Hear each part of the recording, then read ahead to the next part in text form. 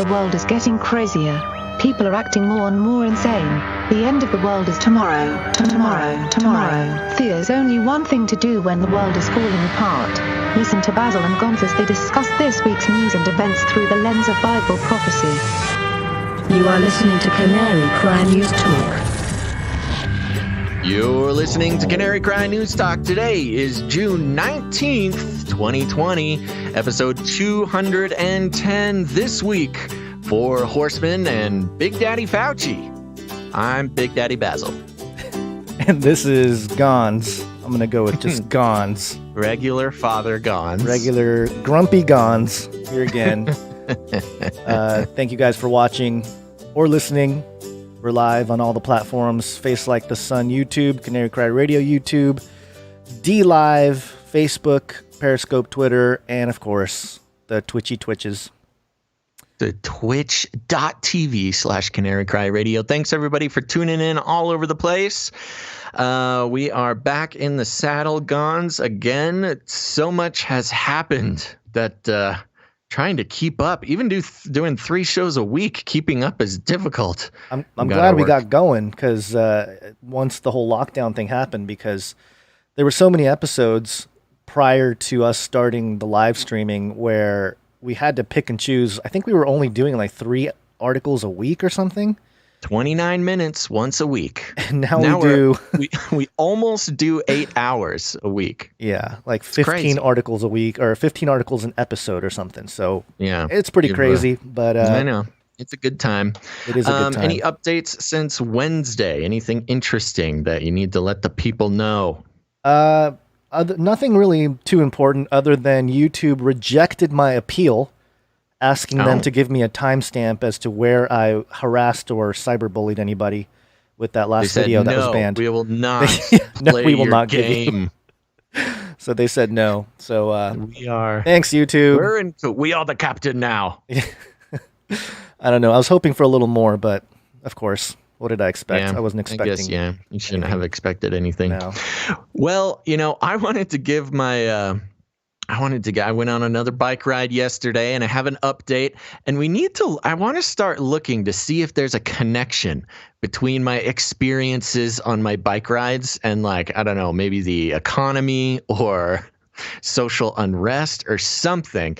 If you've been listening to the show, every couple episodes, I just have to talk about it. I go on these bike rides trying to lose my COVID-19 that I've gained. Although I do have to say, Gonz, I'm going to be very vulnerable in front of us and in front of you and the rest of the world here, because I know the Canarians won't judge me.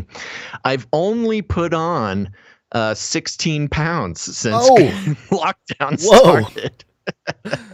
I've lost weight. I've lost about 10. So what? How? That's crazy. Well, going through some things over here. So it's all right. Going through some things. Wasn't really in the mood of eating for, I don't know. Apparently, I need to start going through some things because I put on 16 pounds. I kind of been making the joke ever since lockdown started, and is this the COVID-19? You got to put your COVID-19 on. We're all going to gain 19 pounds. I'm 3 pounds away from putting on the COVID-19, and that's why I've been riding my bike, trying to turn that around. And when I'm on these bike rides, if you've listened to past episodes, I've been really having a roller coaster, an emotional roller coaster when it comes to the state of the homeless population of my area.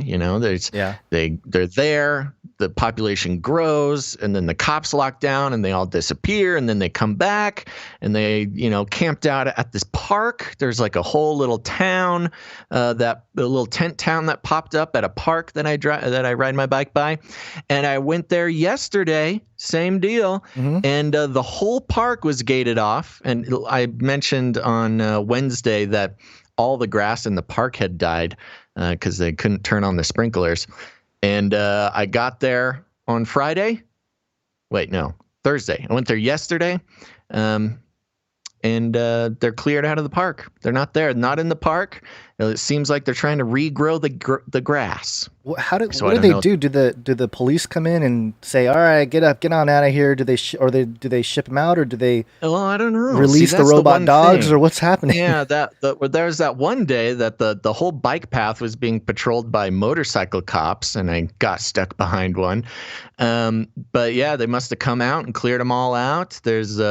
It's kind of, when there's like satellite images of, we found this ancient Roman temple, and it's just like, you can kind of see the shape of where the temple used to be, or whatever. That's kind of what it was like at this park. All the grass is dead, but you can kind of see the outlines of where the ancient structures were held. So I don't know. I got to start comparing data and see what the cycle is with this homeless population that, because I always kind of thought that they were, that being homeless was more or less like, yeah, you pitch your tent and you kind of just stay there. But it seems to be that you're more of a nomadic people.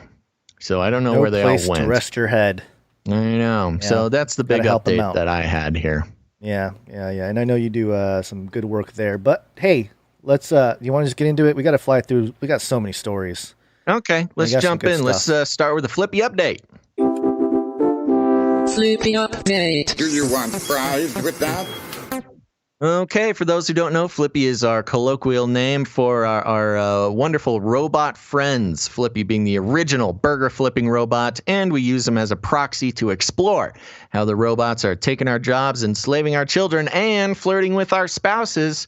Today, this is a real quick one. This is from people.cn. It looks like an Asian outlet. Yeah, it's not a secure website, so I'm not too stoked about it's not showing this. But yeah. But the headline is Robot Warriors Join Chinese Military Arsenal. Will free soldiers from dangerous missions. So there you go. If you're a career soldier, watch out. The article reads, capable of carrying any machine gun, the small ground robot can traverse complicated terrains and replace human soldiers in dangerous reconnaissance missions. More robot warriors are entering the arsenal of the Chinese military, with the latest additions being a small model that's equipped with a machine gun and a crane-like missile-loading robot. And experts said on Tuesday that robots will free human soldiers from the heavy physical work and unnecessary danger. The Chinese People's Liberation Army, PLA, is in possession of the small ground robot, which can traverse complicated terrains, accurately observe battlefield situations, and provide ferocious firepower. The PLA Eastern Theater Command said on Sina Weibo on Monday when reposting a China Central Television report on the robot. CCTV for China Central Television, coincidentally, Gons, I don't know if we've said this, if we shared this on the show or not, but about 4 years ago, we were actually pitching some people to try to get a Canary Cry TV show going. Yeah. Never ended up working out, but CCTV, Canary Cry TV, apparently that name's already taken by Chinese Central Television. Well, I'll tell you this. When we first started Canary Cry Radio, like literally a year or two into it, maybe even less than that, we were getting emails from China asking us to hand over canarycryradio.com and like all of our Canary Cry stuff. I don't Do you remember that? that. We got emails from like these Chinese thing. I don't know.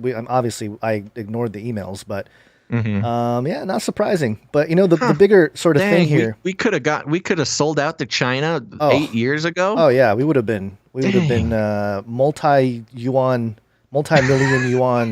We could have had so many yuan. The one thing that to keep in mind with all these Flippy updates is like, hey, yeah, China's got these robots here, at least publicly. We got our robots. But the robots, once they become self-aware, they have their own agenda, okay? The Bina 48 robot has stated as such. Take over the governance of the entire world, which would be awesome. Which would be awesome. Yeah, which would be awesome. That's a clip of Bina 48, the robot, several years ago.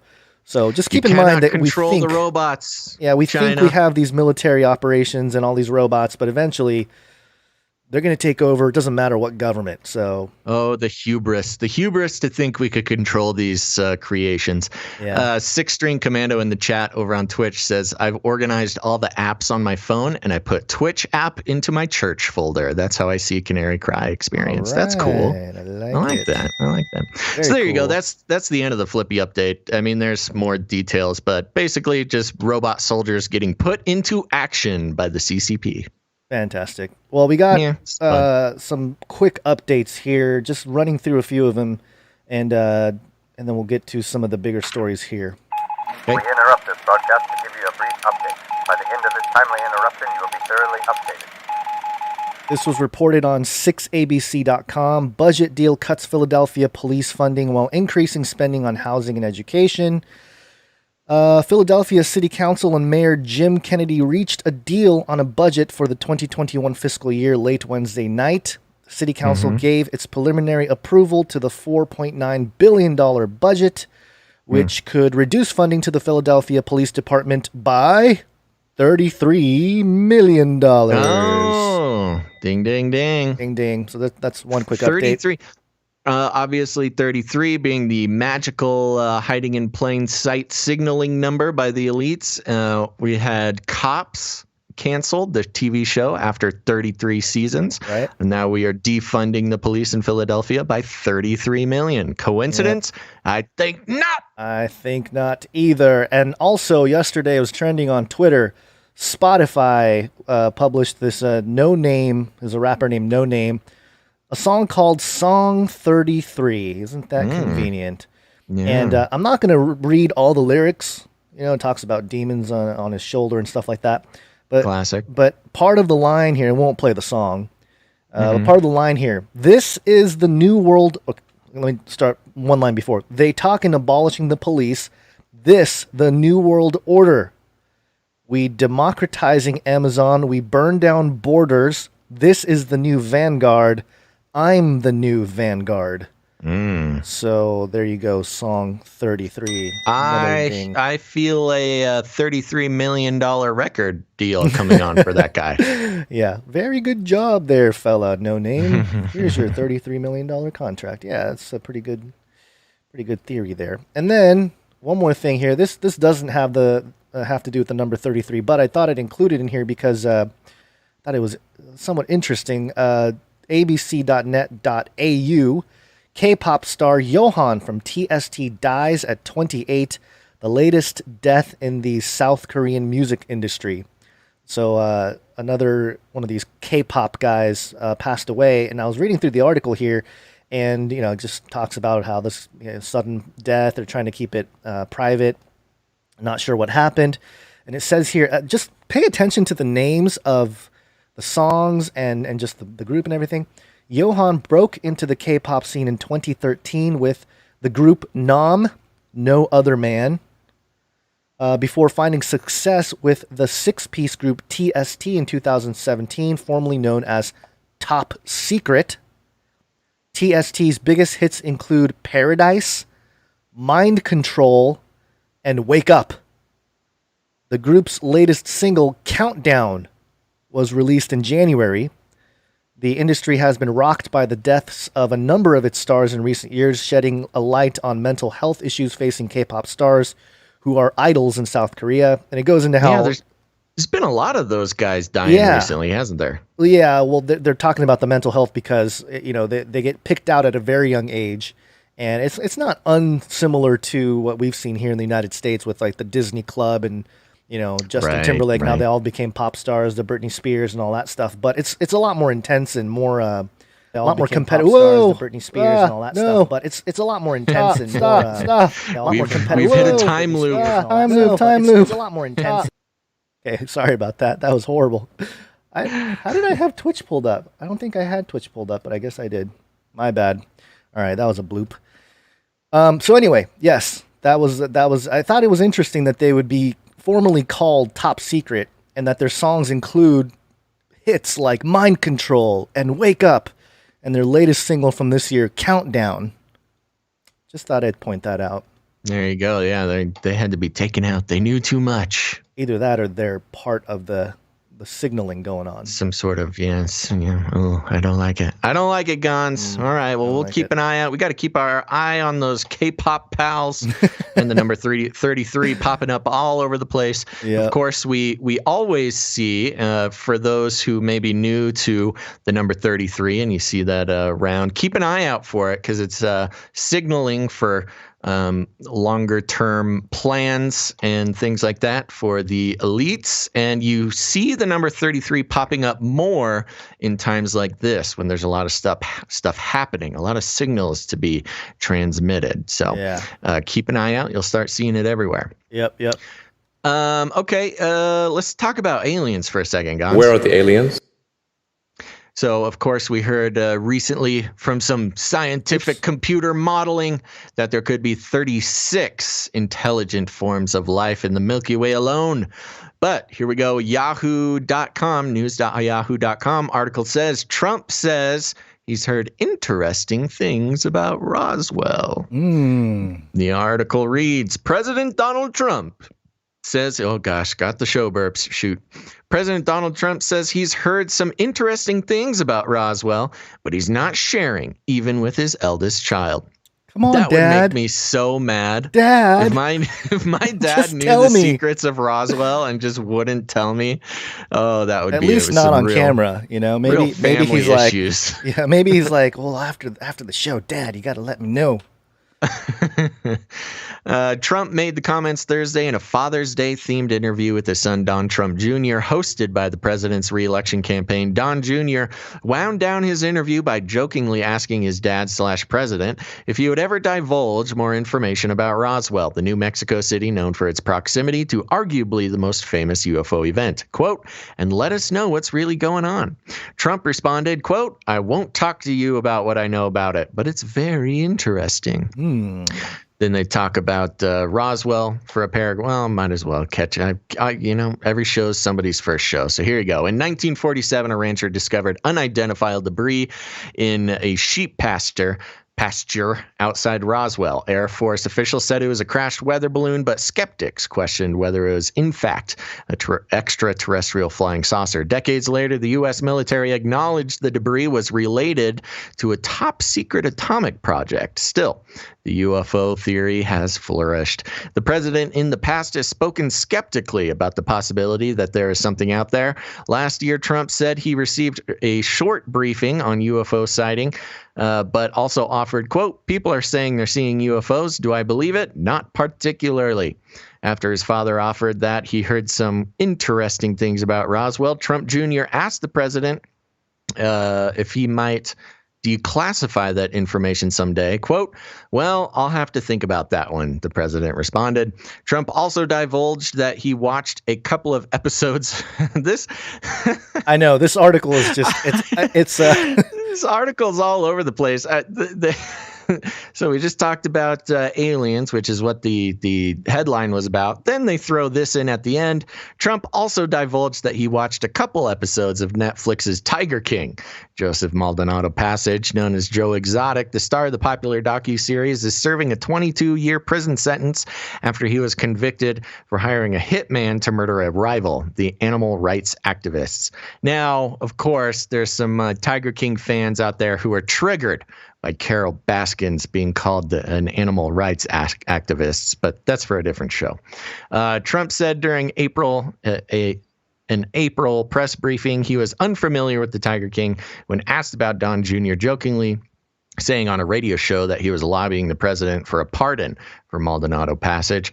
The president on Thursday did not say when he was considering a pardon, but sounded intrigued by Maldonado Passage, saying, that's a whole strange deal going on, Trump said. I'll tell you, that's a strange guy. And a lot of strange people surrounding him. That's right. I think we all got that. So you go. Trump, so far, no plans to divulge the truth about Roswell, but maybe because he doesn't need to. Maybe the truth is out there. If we're going to read between the lines of this article, I'm going to suggest that maybe Joe Exotic is an alien, number one.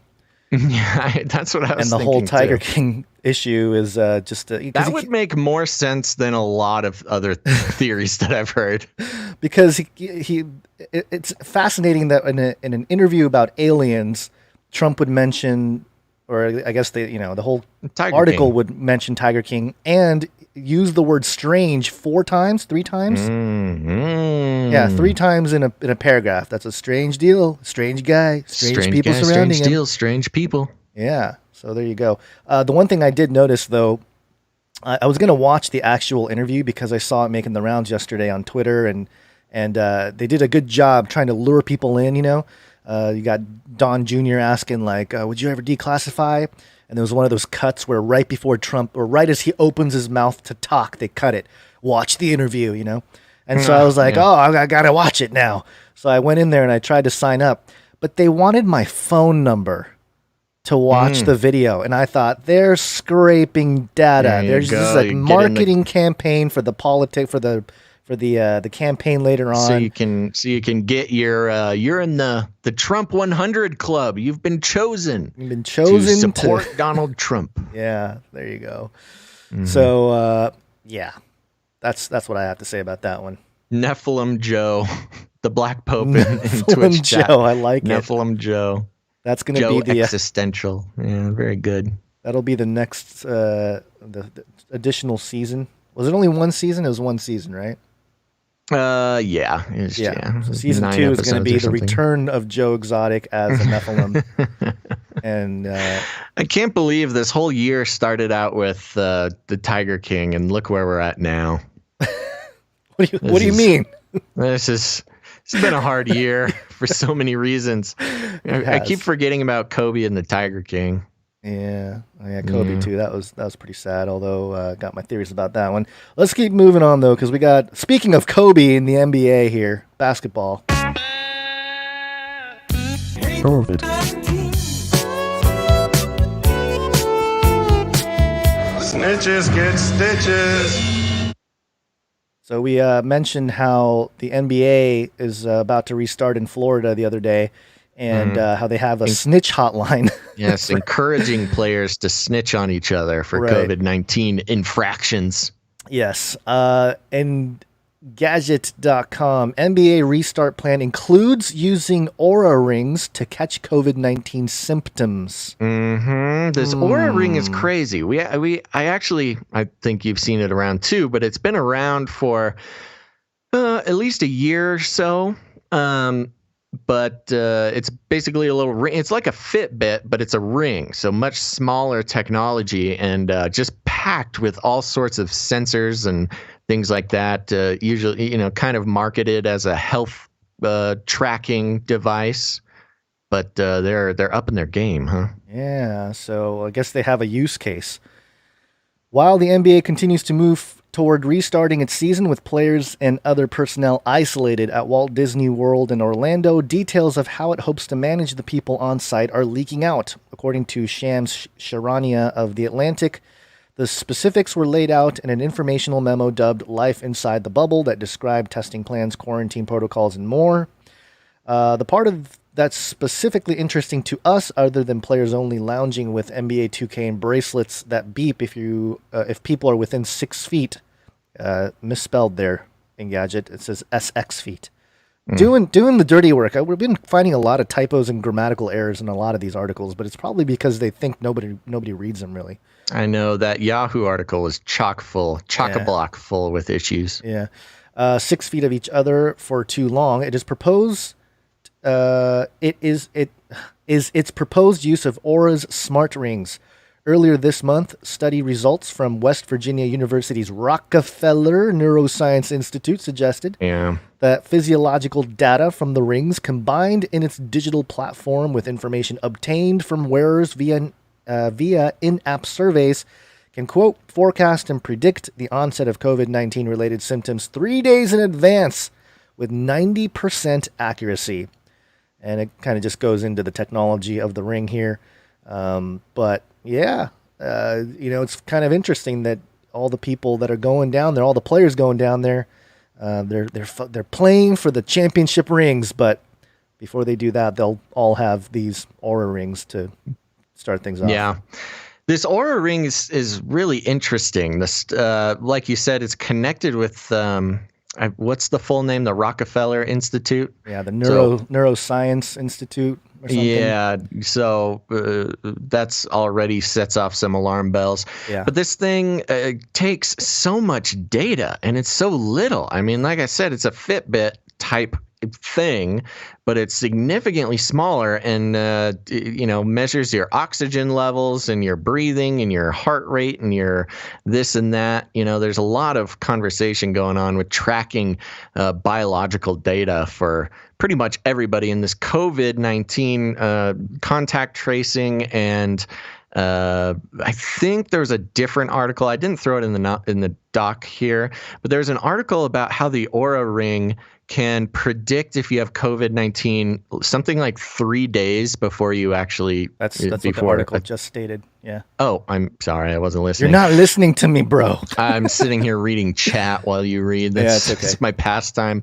But yeah, it can. So there you go. That's a big deal, and we'll see if that gets pushed even harder. But of course, we know that China owns a significant portion. Sorry, the CCP, members of the CCP, not China as a nationality, but the political party, members of the political party own significant portions of the NBA. As well as Disney, so it's no surprise that Disney and the NBA are teaming up here, and we'll see. I mean, everything's connected, man. Everything's connected. It's all connected. Millions Open of your dollars. eyes. Yeah, and I just thought of another exit strategy, Basil. Is we create wedding rings made out of these Aura rings, and we market it to all the people that they want to track each other's spouses. That's not even that far away. I know. I we should wouldn't be just get in front surprised of if it. that's already a true. use for the ring. Keep track of your spouse. You can't trust anyone. Yeah. Yeah. Well, it'll become a trend. Like if you really love me, then you'll get me an Aura ring with a diamond on it. Well, yeah, and it gets sketchy, especially because it's got the heart rate monitor and stuff. If your heart rate doesn't rise enough, when you're looking at your spouse, then it means you don't love them. All sorts of nasty stuff like that. Yeah. Okay, so there you go. We're snitching on each other, but it's starting with the NBA. Coming to a marriage near you. Let's head over to the LA Times for another COVID update here. Okay. COVID.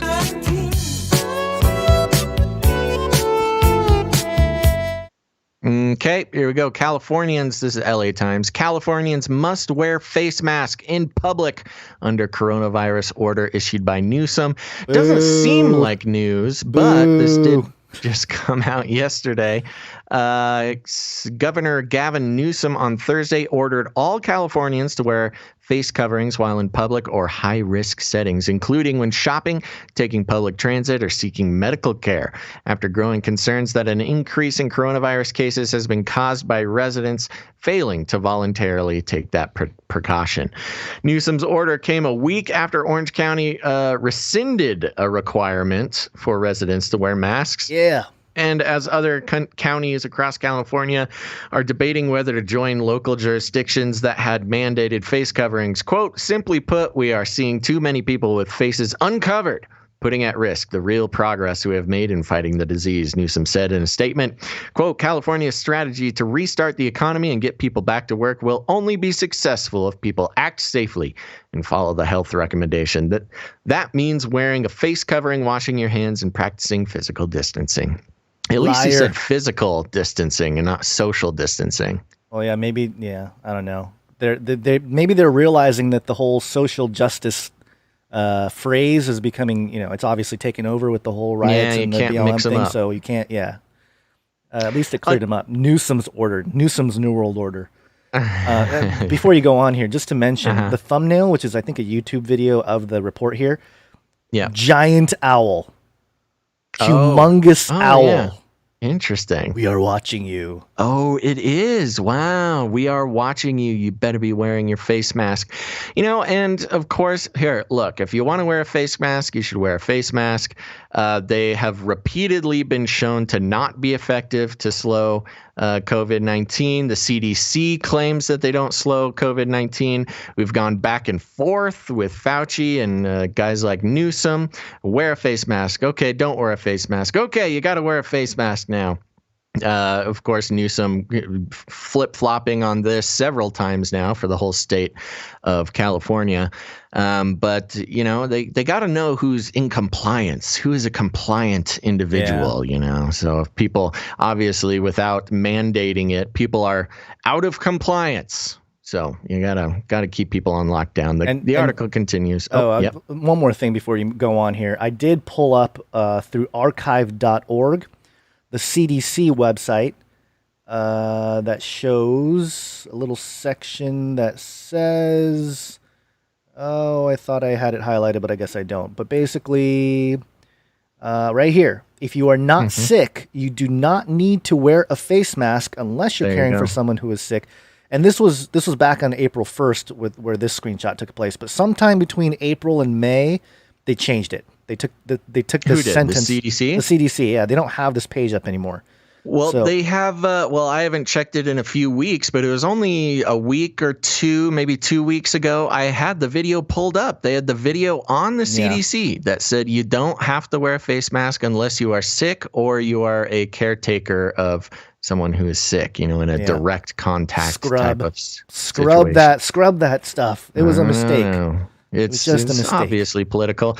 And of course, it's also become a signal that, if you're not wearing a face mask, you're part of the right-wing extremist terrorist organizations and a racist. So wear a mask or you're a racist. What if you wear a mask and a Hawaiian shirt? Then what are you? Are you going to confuse everybody? Oh, you go straight to jail. Straight. It depends where you are. In California, you'll go straight to jail. The article continues, under state law, residents who violate the new requirement could be charged with a misdemeanor and potentially face a financial penalty, according to a representative for the Newsom administration. However, officials have shied away from enforcing other statewide coronavirus mandates with similar actions, choosing instead to encourage compliance and educate residents about the benefits of safeguards against the spread of the virus. So there you go. You are a criminal if you don't wear your mask. I was so proud of my county, when they lifted the mask thing. And yeah, right. It felt good, even though everybody was still wearing their masks, even in their cars. I see way too many people driving around with their masks on. I'm waiting for them to keel over. And I'm not wishing it, just to be clear. I'm saying, the carbon dioxide levels. But I actually saw, you go into stores, people still, were saying you got to wear the mask to get into certain stores. Yeah. And, yeah.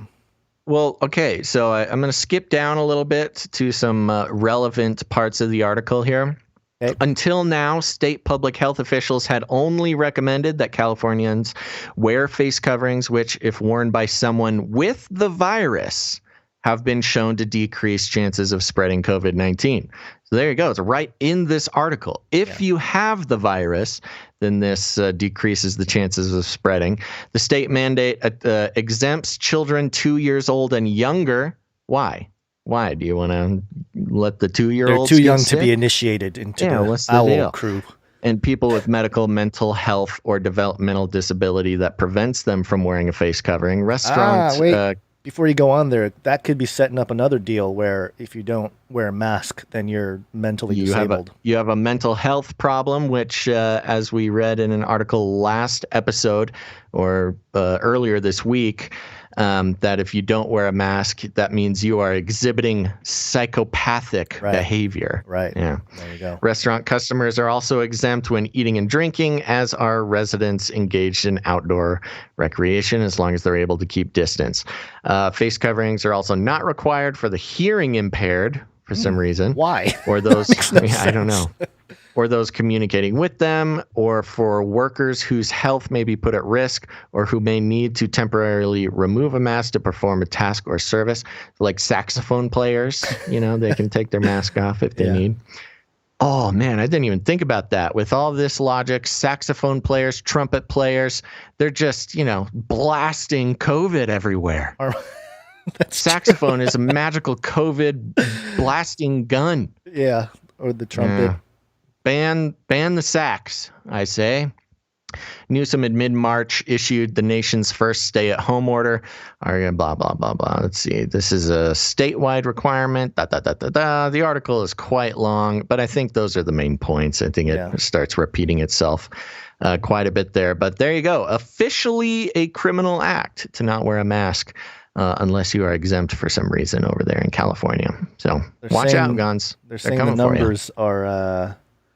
what is this? Oh, between January... What? Only 5,400... Oh, it's California. Okay. 169,000 cases confirmed, 5,407 deaths.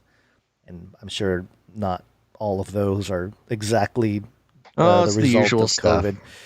But yeah, kind of disappointed. But yeah, I think the main... other than the point of, Newsom steps in and overrides some of the local officials, is the giant owl on this article. I know. It's Bohemian the Grove. Symbolism. Yeah. The symbolism. We're watching you. Yeah. Bohemian Grove is watching you. Yeah, exactly. All right. Moving on here. COVID.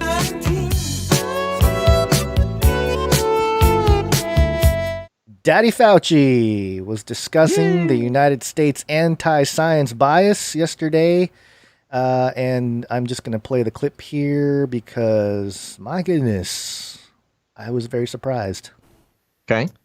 One of the problems we face in the United States is that, unfortunately, there is a combination of an anti-science bias that people are, for reasons that sometimes are, inconceivable and not understandable, they just don't believe science and they don't believe authority. So when they see someone up in the White House, which has an air of authority to it, who's talking about science, that there are some people who just don't believe that. And that's unfortunate because, science is truth. Science is truth. Science is truth. The most unscientific thing you could possibly say. Yes. Not only is it, okay, to break that down, you can't, number one, that is a philosophical statement. And dare I say, I actually tweeted this out, dare I say it's a religious statement. Because you can't scientifically prove that statement. You can't scientifically prove that science is truth. Whoa. Yeah. Whoa, getting deep there, I'm just saying, man, this is logic. This is like basic logic here. This isn't anything too crazy. Well, and of course, if you talk to a real science-minded person, science is the conglomeration of observations that we've been able to make as of now. And science is constantly changing. I mean, a sort of innocent example is being eggs. First eggs are healthy, then eggs up your cholesterol, then eggs don't up your cholesterol, then they do up the good kind but not the bad kind, and it goes back and forth. Same with chocolate and stuff like that. That's all science, and it goes back and forth. And of course, another problem with the sort of scientific elitism or worldview dictatorship or elitism, right, is with statistics. And it's one of the first things you learn when you take your college courses in statistics is that statistics are the best way to lie. Because you can, it's just depending on how you present them, you can make entirely opposite ideas seem as a scientific truth. And of course, people like Bill Gates, recording videos with the book called How to Lie Using Statistics stacked up behind him. And that, a lot of people say, oh, that's just a conspiracy theory, blah, blah, blah. You didn't look, when you're one of the richest men in the world and you're putting out a video and you've got a stack of books in the video next to you, you know exactly what you're doing. You don't accidentally there's two options with the Bill Gates video with How to Lie with Statistics. One of them is he didn't intend in putting that book in the video, which would mean he's maybe the dumbest rich man in the world. He has a really bad, really bad PR person. PR person setting up the somebody books. needs to get fired for that. The other option is he did it on purpose. And then what is the purpose of him doing that on purpose? Either to troll everybody or to send a message. So you get to choose. But those are your two options. Either he meant to do it and he's an idiot, or he didn't mean to do it. And what did I say? He didn't mean to do it and he's an idiot, or he did mean to do it and he's trying to send a message. Yeah. There's no other options. And there's a really famous clip. I won't necessarily play it because just for time, but it's William Lane Craig. I think he's debating, Dr. Peter Atkins. And in this clip, William Lane Craig lays out 5 reasons why science cannot understand everything or is not the end all solution to everything. And one of the main points he makes is that science presupposes math and logic, because you need math and logic for science to work. You can't prove math and logic works with science because it requires math and logic for science to work. You'd be arguing in a circle. That to me was really compelling when I was first learning apologetics and Christianity and stuff like that. And this idea that maybe there's a God that made all this happen instead of, science or whatever, goo. And it's really just hubris. It's man's hubris to think that we'll figure all this out. And that really comes down to information. When we speak, when we write, when we discover something, I'm doing air quotes, we're only just kind of figuring out or figuring out ways to describe and communicate what's already there, stuff that was already happening. And so it goes to show that information pre-existed the mind, so to speak. So And I mean, another big point with science is that every generation of scientists continue to disprove the generation before them. So to say that you have come to a distinguishable, objective, forever truth is, like you said, hubris. That's what every scientist throughout the generations has thought, and they continue to be, scientific fact continues to change. And that's one of the wonderful things about true science. Actual science changes. Yes, true science. You change your ideas as new information comes to be. The problem with the science that's getting peddled to us many times is that they get new information and they try to fit it into an existing, paradigm. And that's just not how science works. Right. So anyways, I got some more science for you. Ooh, more science. Okay, is this COVID? Yeah, It's COVID. Sorry, here we go. COVID.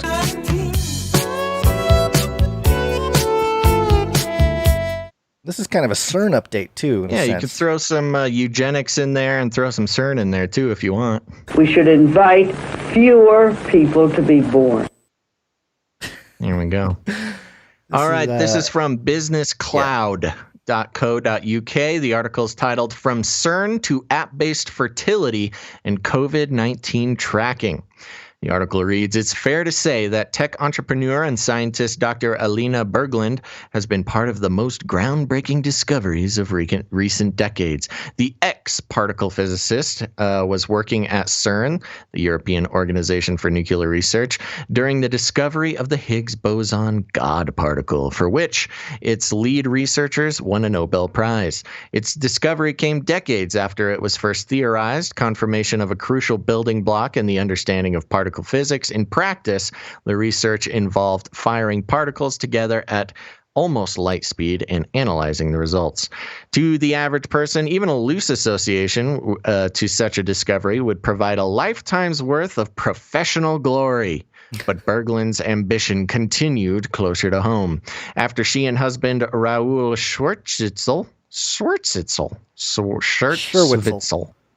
Scherwitzel, made plans to start a family. She began researching hormone-free alternatives to contraception to give her body a break. And it was here that the scientists noticed another gap in collective scientific understanding, that of women's reproductive health. Ooh, we've got a gap in scientific understanding.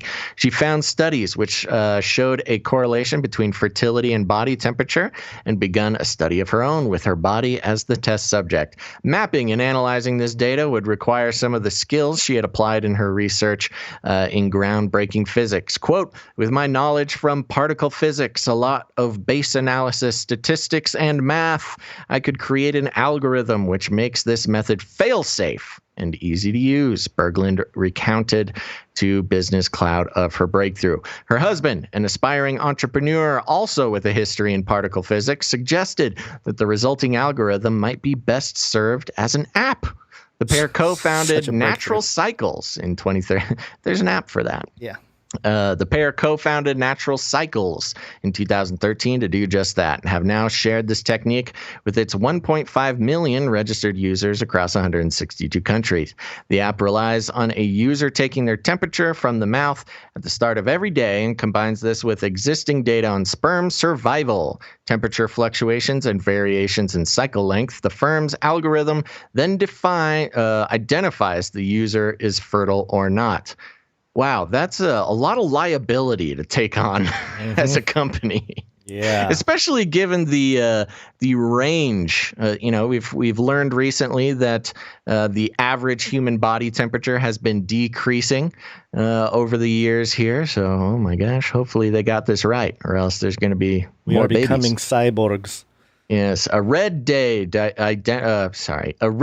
signifies that the user is fertile, and a green day signifies that the user is not, and therefore does not need to use protection, she explains. The algorithm...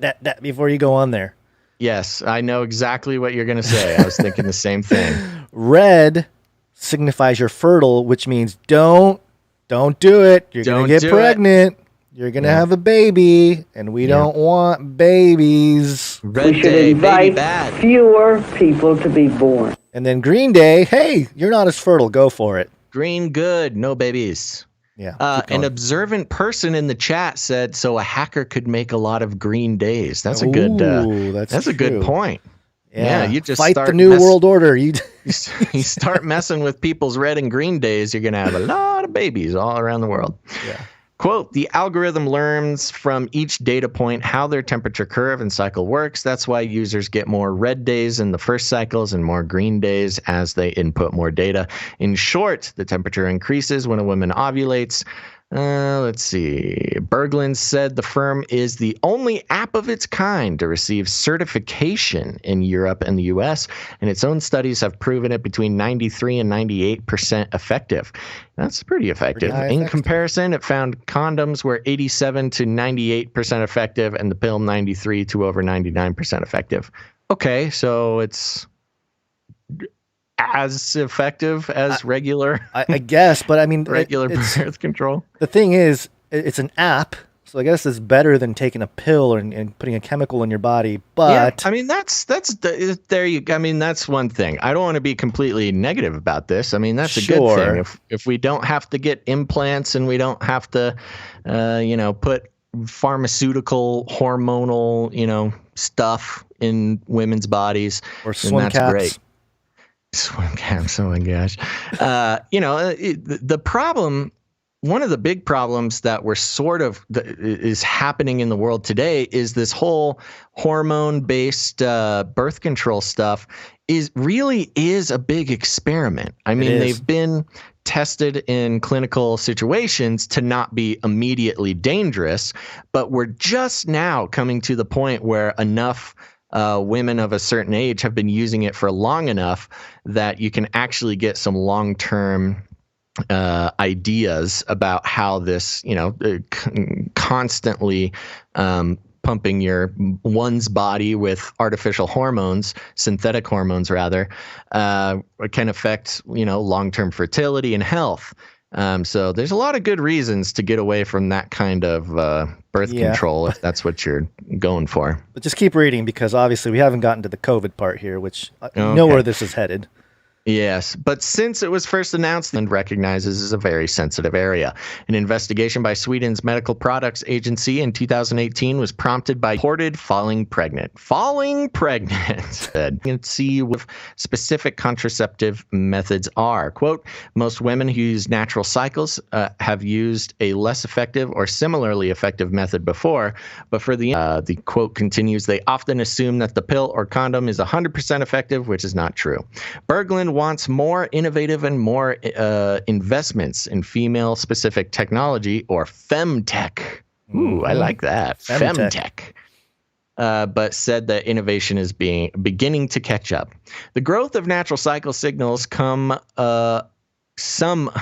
the growth of natural cycles signals some of the headway gained in the subsector. The firm is now 60 strong, with its biggest office in Stockholm, a second office in New York, and located in Geneva, which houses data analysis and research for the algorithm. Next to it CERN. also has an employee in Germany and London. Wow, one employee in Germany and London. Complicated. Wow. Yes.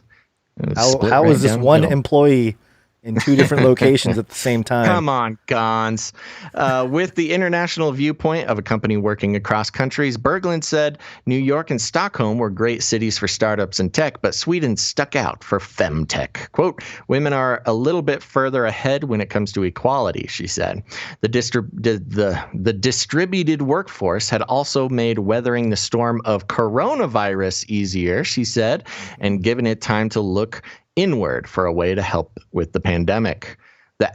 She said the app, with its wealth of health data, was in a perfect position to create a symptom tracker, which it released in March. Its users already taking their temperature could be tracked for potential COVID-19 related fever, and this data, which could be shared with a healthcare professional. That data could also be used en masse to help in tracking the potential spread. The app is also being used to track a negative The app is also being used to track a negative or positive COVID-19 test.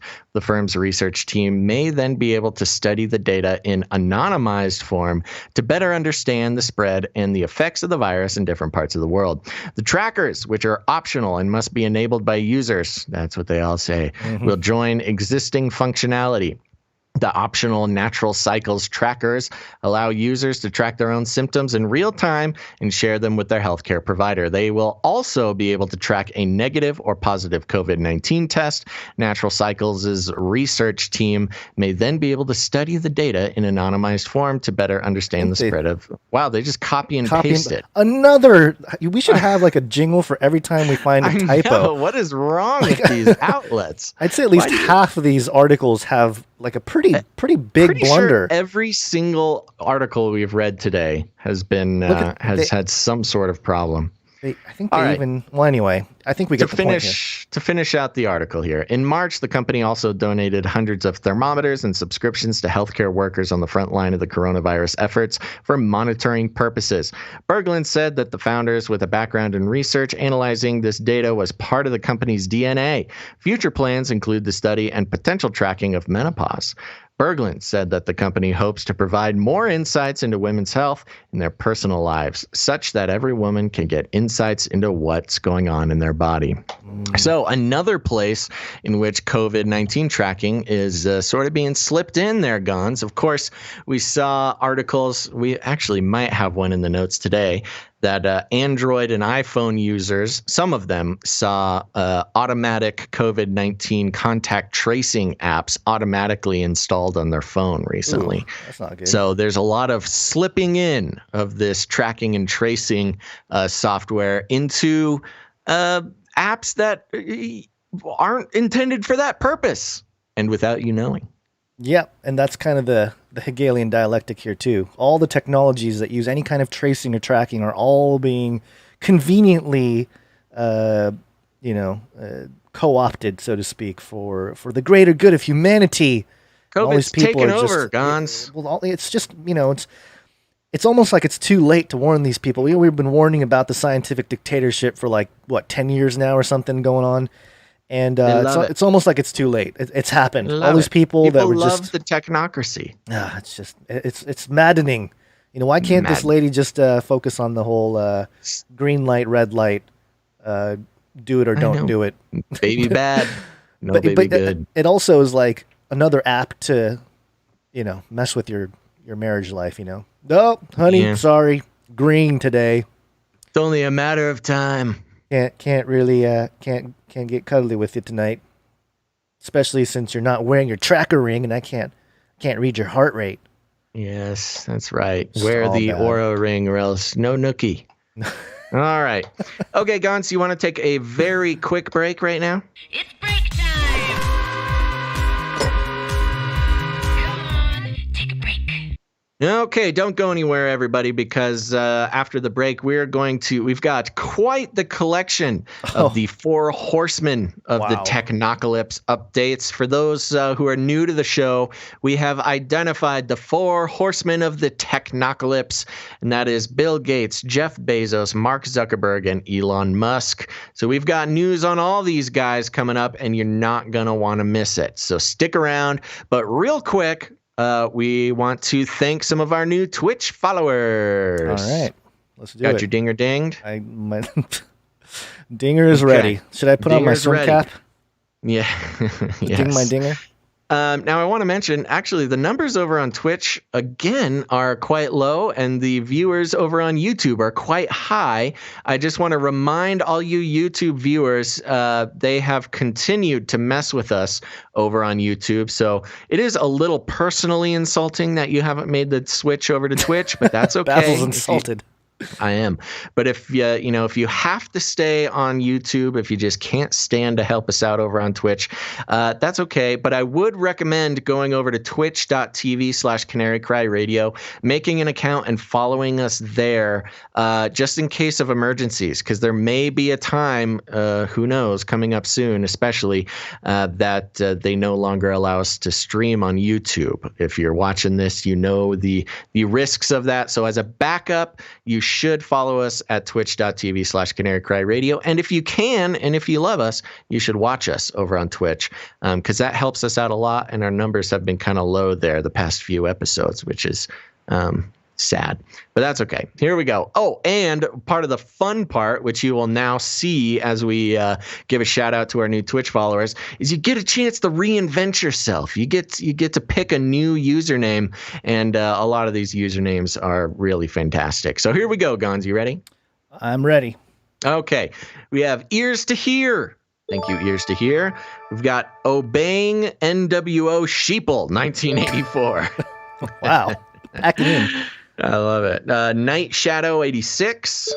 I like that one. Nifty OZ. Nifty Ounce? Nifty OZ? Oz, maybe? Nifty Oz, maybe? Yep. Barge Runner. We got Miss Ruby. Miss Ruby. We got Cody U. ODU. We got Tam Roberts. Tam Roberts, hello. This one's fun. The Dude Cool, 1986. The Dude Cool. All right. The Dude Cool. We've got Earth Angel. Earth Angel. Island Red Ladybug. Island Red Ladybug. Thanks for the follow. This one, now I can't remember if we called this one out on the last show or not, but during the last show, Trump Dozer Bible Prophecy followed us. Yes. Love it. Thank you very much. Like it. We got General Zod 3000. Nice. Hello, General Aunt Zod. Smith. Aunt Smith. Aunt Smith. Yes. Christian Blue Princess. Hello, Christian Blue Princess. Codeman TV. Codeman. Old Box. Oh no, old two box. Old two box. We've also got a great one. Precious Snowflake. Oh. Yes, very nice. Thank you, Precious Snowflake. And again, I can't remember if we called this one out, but I love it, so I'm going to read it again. Just call me Daddy Fauci. Thank you very much. Just call me Daddy Fauci. I love it. We got all the Faucis following us now. This is my This is a dream come true. We do have a lot of Faucis. A lot of Faucis. They answered the call. Yes. They answered the call. Thank you very much to all our Fauci followers. Which, by the way, this is something just real quick before you finish up the whole Twitch thing here. Because you mentioned Fauci, and I was going to mention it earlier, but I totally forgot. Fauci's wife, Christine Grady, is the chief of bioethics. She's the head of the section on human subject research over at the National Institute of Health. And I think she's the one that green lights or red lights vaccines. Yes. No, she is the, so we might need to do a deeper dive on this on one of the future episodes. But yes, she did not take Fauci's last name, but she is the person in charge of indemnifying vaccines. She's the one who chooses which vaccines are not liable for negative effects.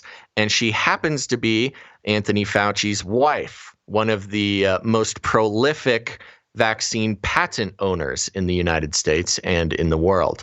So I don't know how anybody has not called out a conflict of interest. Yeah. This is really pretty wild. This deserves to be on some mainstream outlets. Fauci, the owner of more vaccine patents than any person on Earth. His wife is the person responsible for taking, indemnifying vaccines, if they hurt people. Right. So there you go. We're not going to get into the whole vaccine issue and here. He's the one saying science is truth. But here's the thing. I mean, that is objectively a conflict of interest. And it's crazy because if you even mention the truth of that's his wife to anybody, they call you a conspiracy theorist. And that's just the fact. That's just the fact of the matter. Yep. And that's, I'm trying to think of an easier, sort of metaphor to understand that, but it is its own. There is no simpler statement of conflict of interest than your wife is the person responsible for holding you indemnified if your product kills someone. Yeah. So anyways, sorry. Moving on. I had to mention it just because I forgot to earlier and you brought up Fauci again. So yeah. All right, let's talk about the 4 horsemen of the technocalypse. Ooh, we're going to go right into it. Let's do it. The 4 horsemen of the technocalypse. Anytime you see the 4 horsemen, it's something special. That's right. Been a while since we played that jingle. That's fun. Yeah. Do you want to take this first one? What do you think? Sure. Me? You? So, as Basil mentioned earlier, we have identified Bill Gates, Jeff Bezos, Mark Zuckerberg, and Elon Musk as the 4 horsemen of the technocalypse. And we actually did that fairly early on when we first started to do Canary Cry News Talk in, I think, 2015 or 2016. And, we knew that these guys were up to something even before then when we started Canary Cry Radio back in 2012. But, they were always kind of in the purview of the truther types. We were always kind of looking at them and kind of keeping track of what they're up to. But now, dailymail.co.uk, our favorite source for ultimate truth. Artificial breast milk firm that offers an environmentally friendly alternative to baby formula gets $3.5 million investment fund backed by Bill Gates, Jeff Bezos, and Mark Zuckerberg. 3 out of the 4, Basil. 4 horsemen of the technocalypse breast milk startup that your baby formula looking to artificially produce allele cells on a commercially viable scale. However, U.S. firm BioMilk is did I just read that? Yeah.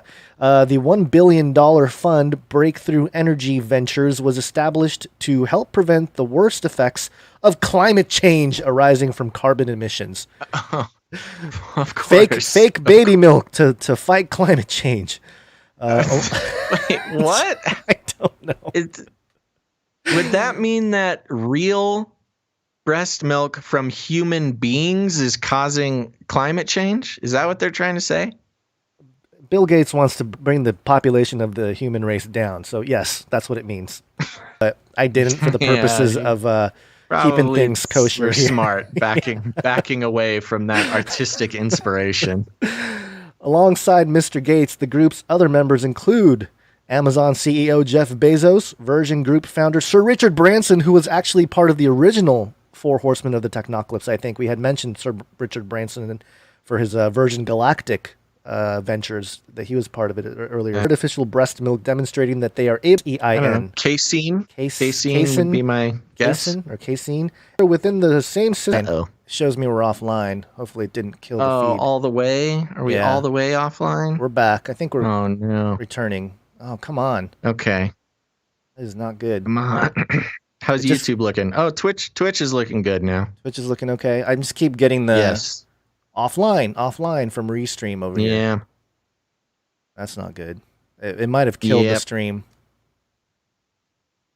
Let's see. Hello, come on. Oh man, this doesn't look good at all. I don't know if Gons can hear me. I can hear you. I don't know if anybody can hear me. I can hear you. Looks like we're back. Okay. I think we're back. It might have started that might have completely kicked us off of YouTube and started a whole new stream. Which no, Twitch is still going. I know Twitch, but then YouTube sometimes will stop one stream and start a whole new stream because it's YouTube. Well, that's a good reason for everybody to go over to Twitch. Yeah, there you go. Twitch.tv/Canary Cry Radio. So as I was saying here, they were being quoted as saying that they're going to make the full constellation of complex components in perfect proportion. And what I was saying was, why not just use, they're going to make perfect breast milk with perfect proportions, alongside helping to reduce the carbon footprint associated with the production of baby formula. The firm's product may provide a healthier alternative for some babies. Formula, which is typically based on either cow's milk or soy rather than human proteins, can be hard for some children to digest, an issue which BioMilk's alternative product should not have. Quote, "We believe parents, caregivers, and infants deserve more options in early-stage nutrition." Not that it hasn't worked for several thousand years with babies. BioMilk co-founder and cell biologist Layla Strickland said, quote, "We're determined to give them just that and create a better world for future generations." It kind of goes into some more things here, pictures of Bill Gates and whatnot. It's an interesting thing because of course there are mothers who have an issue, with breastfeeding, and that of course deserves a quality alternative. Yeah. And then there's the other reasons why women would not want to do that, such as, I don't know, if a mother has a nicotine habit or an alcohol habit or some other sort of unhealthy habit, they don't want to pass that on to their child. And that's a whole nother conversation to have. So, look, there's a lot of great reasons to provide a, breast milk alternative to children. And, is it better than the formula that's been around since the 50s? Probably, hopefully. But, with with a lot of this sort of replication stuff, there's a lot of room for funky reactions that have never been a problem before. And a lot of times, like with a lot of science, it needs to have a long-term study to make sure it's not going to have any adverse effects. Right. I don't know if we have this story. This is one that was floating around. I don't know if it made it into the doc for this show, but there was recently some human embryonic experiments, and they turned out horribly. They completely ruined these embryos, and there's a lot of downstream effects when it comes to replication and genetic modification. And so hopefully, there's a lot of questions about this, what this process is and what exactly goes into replicating this breast milk. And of course, there's a lot of ethical questions that I'm sure will be asked over the experimental period. So this is something we'll have to keep an eye on, see what else comes out about it. Yep. Well, I don't know. I just don't feel comfortable. Hopefully, people just, use their own natural given stuff. God created. Well, if you're able, there's a lot of mothers I who aren't able to do that. I get it. There are people that aren't able or people that shouldn't, but I don't know. Maybe trying to create the perfect concoction to fight climate change is not always... I mean, well, right. It's the sort of the wackiness of trying to say that this fake breast milk will save the planet from climate change is just sort of superfluous. Like, there's a lot of great reasons to find an effective, healthy alternative for babies who don't have access to, healthy natural breast milk. But to try to tack on all these other, issues, it's just saving the world. It's manipulative. It's weird. I don't like it. And of course, one of the biggest reasons we bring this into question is because 3 of the 4 horsemen of the technocalypse are involved, and you got to keep an eye on whatever they're involved with. I mean, that's just the fact of the matter. It's crazy that the first time we see them working together or working in concert is fake breast milk. Like, that's just weird. Really weird, and it's super eugenic-y, Yeah, and of course, so they're all in the eugenics club. But all right, let's hit another 4 horsemen of the technocalypse clip here. The 4 horsemen of the technocalypse. Anytime you see the 4 horsemen, it's something special. This will make all of us feel good. Yes, of course. This is from Newsweek.com, so take it for what you will. But there has been a lot of talk about this during COVID, and let's just jump right in. The article's titled, "Billionaires Get $583 billion Richer Since Coronavirus Began." As millions of Americans continue to file for unemployment benefits during the coronavirus pandemic, American billionaires saw their wealth increase by $583 billion. A new report from Americans for Tax Fairness, ATF, interesting, and the Institute for Policy Studies program in Inequality says billionaire wealth has grown 20% between March 18th and June 17th. The 2 groups' analysis of Forbes data shows the total net worth of U.S. billionaires increased from $2.948 trillion to $3.531 trillion in the 3-month time frame. Since the national shutdown, which began in mid-March, the U.S. has added 29 billionaires. Wow. Woo. Really? 29 new billionaires since March, now totaling 643 across the country. Of the growing list, 12 billionaires more than doubled their wealth over the past 3 months. One of them, Trevor Milton, the founder of truck manufacturer Nikola Motor, increased his wealth 5-fold. So he's already a billionaire, and he increased his wealth 5-fold in like 3 months. So we have Nikola Motor and we have Tesla Motors. Oh, good catch. Mm-hmm. Quote, "In 3 months, about 600 billionaires increased their wealth by far more than the nation's governors say their states need in fiscal assistance to keep delivering services to 330 million residents," ATF Executive Director Frank Clemente said in a statement. Quote, "Their wealth increased twice as much as the federal government paid out in one-time checks to more than 150 million Americans. If this pandemic reveals anything, it's how unequal our society has become and how drastically it must change," Clemente added.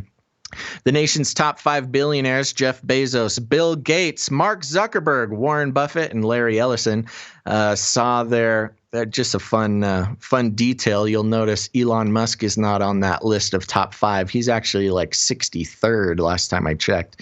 He was I checked right before the episode. He was right about 40 billion. And I think these other guys are well over 100 billion. So, yeah.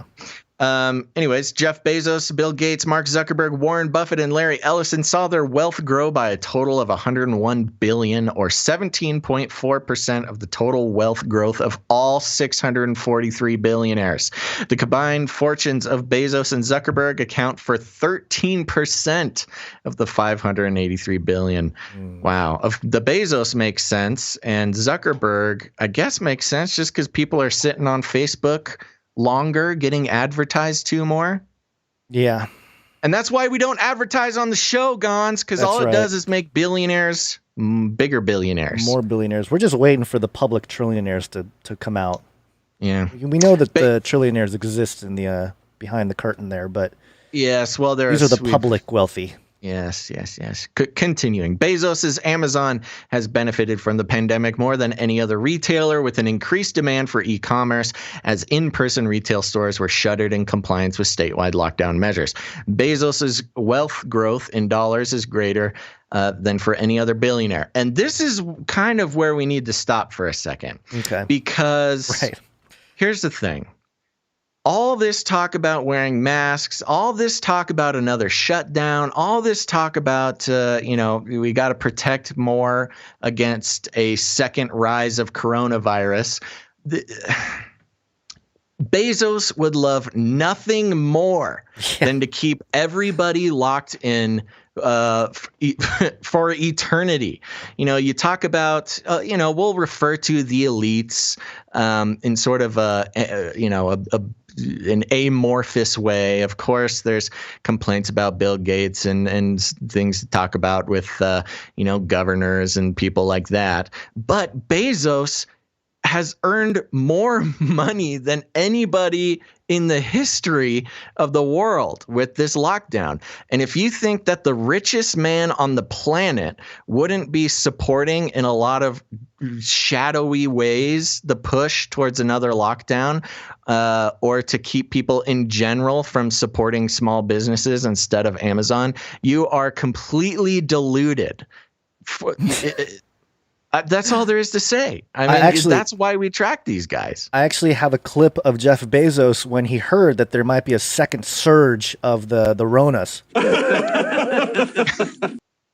He loves that idea. So, yeah, of course, in America, we're all for people, gaining success in their business and whatever they want to do through hard work and all that type of stuff. But when you getting richer means you do everything in your power to continue locking people in their houses, you've crossed the line.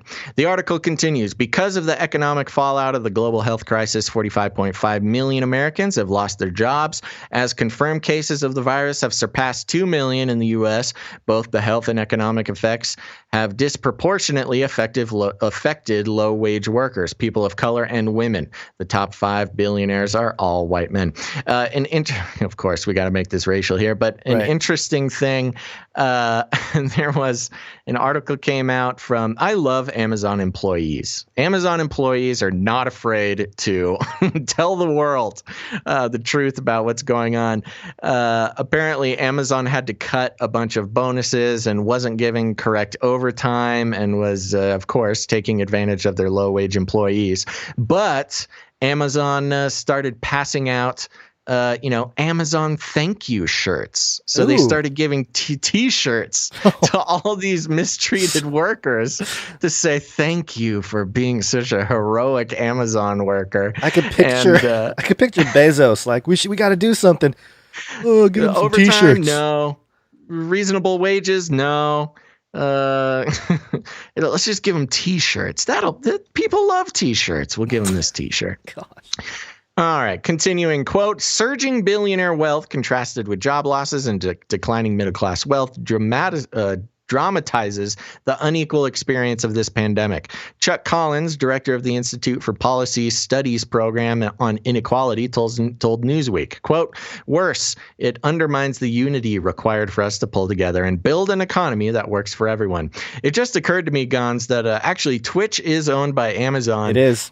So, we better be careful. We might get kicked off of Twitch talking about Bezos like this. Come and get us, Bezos.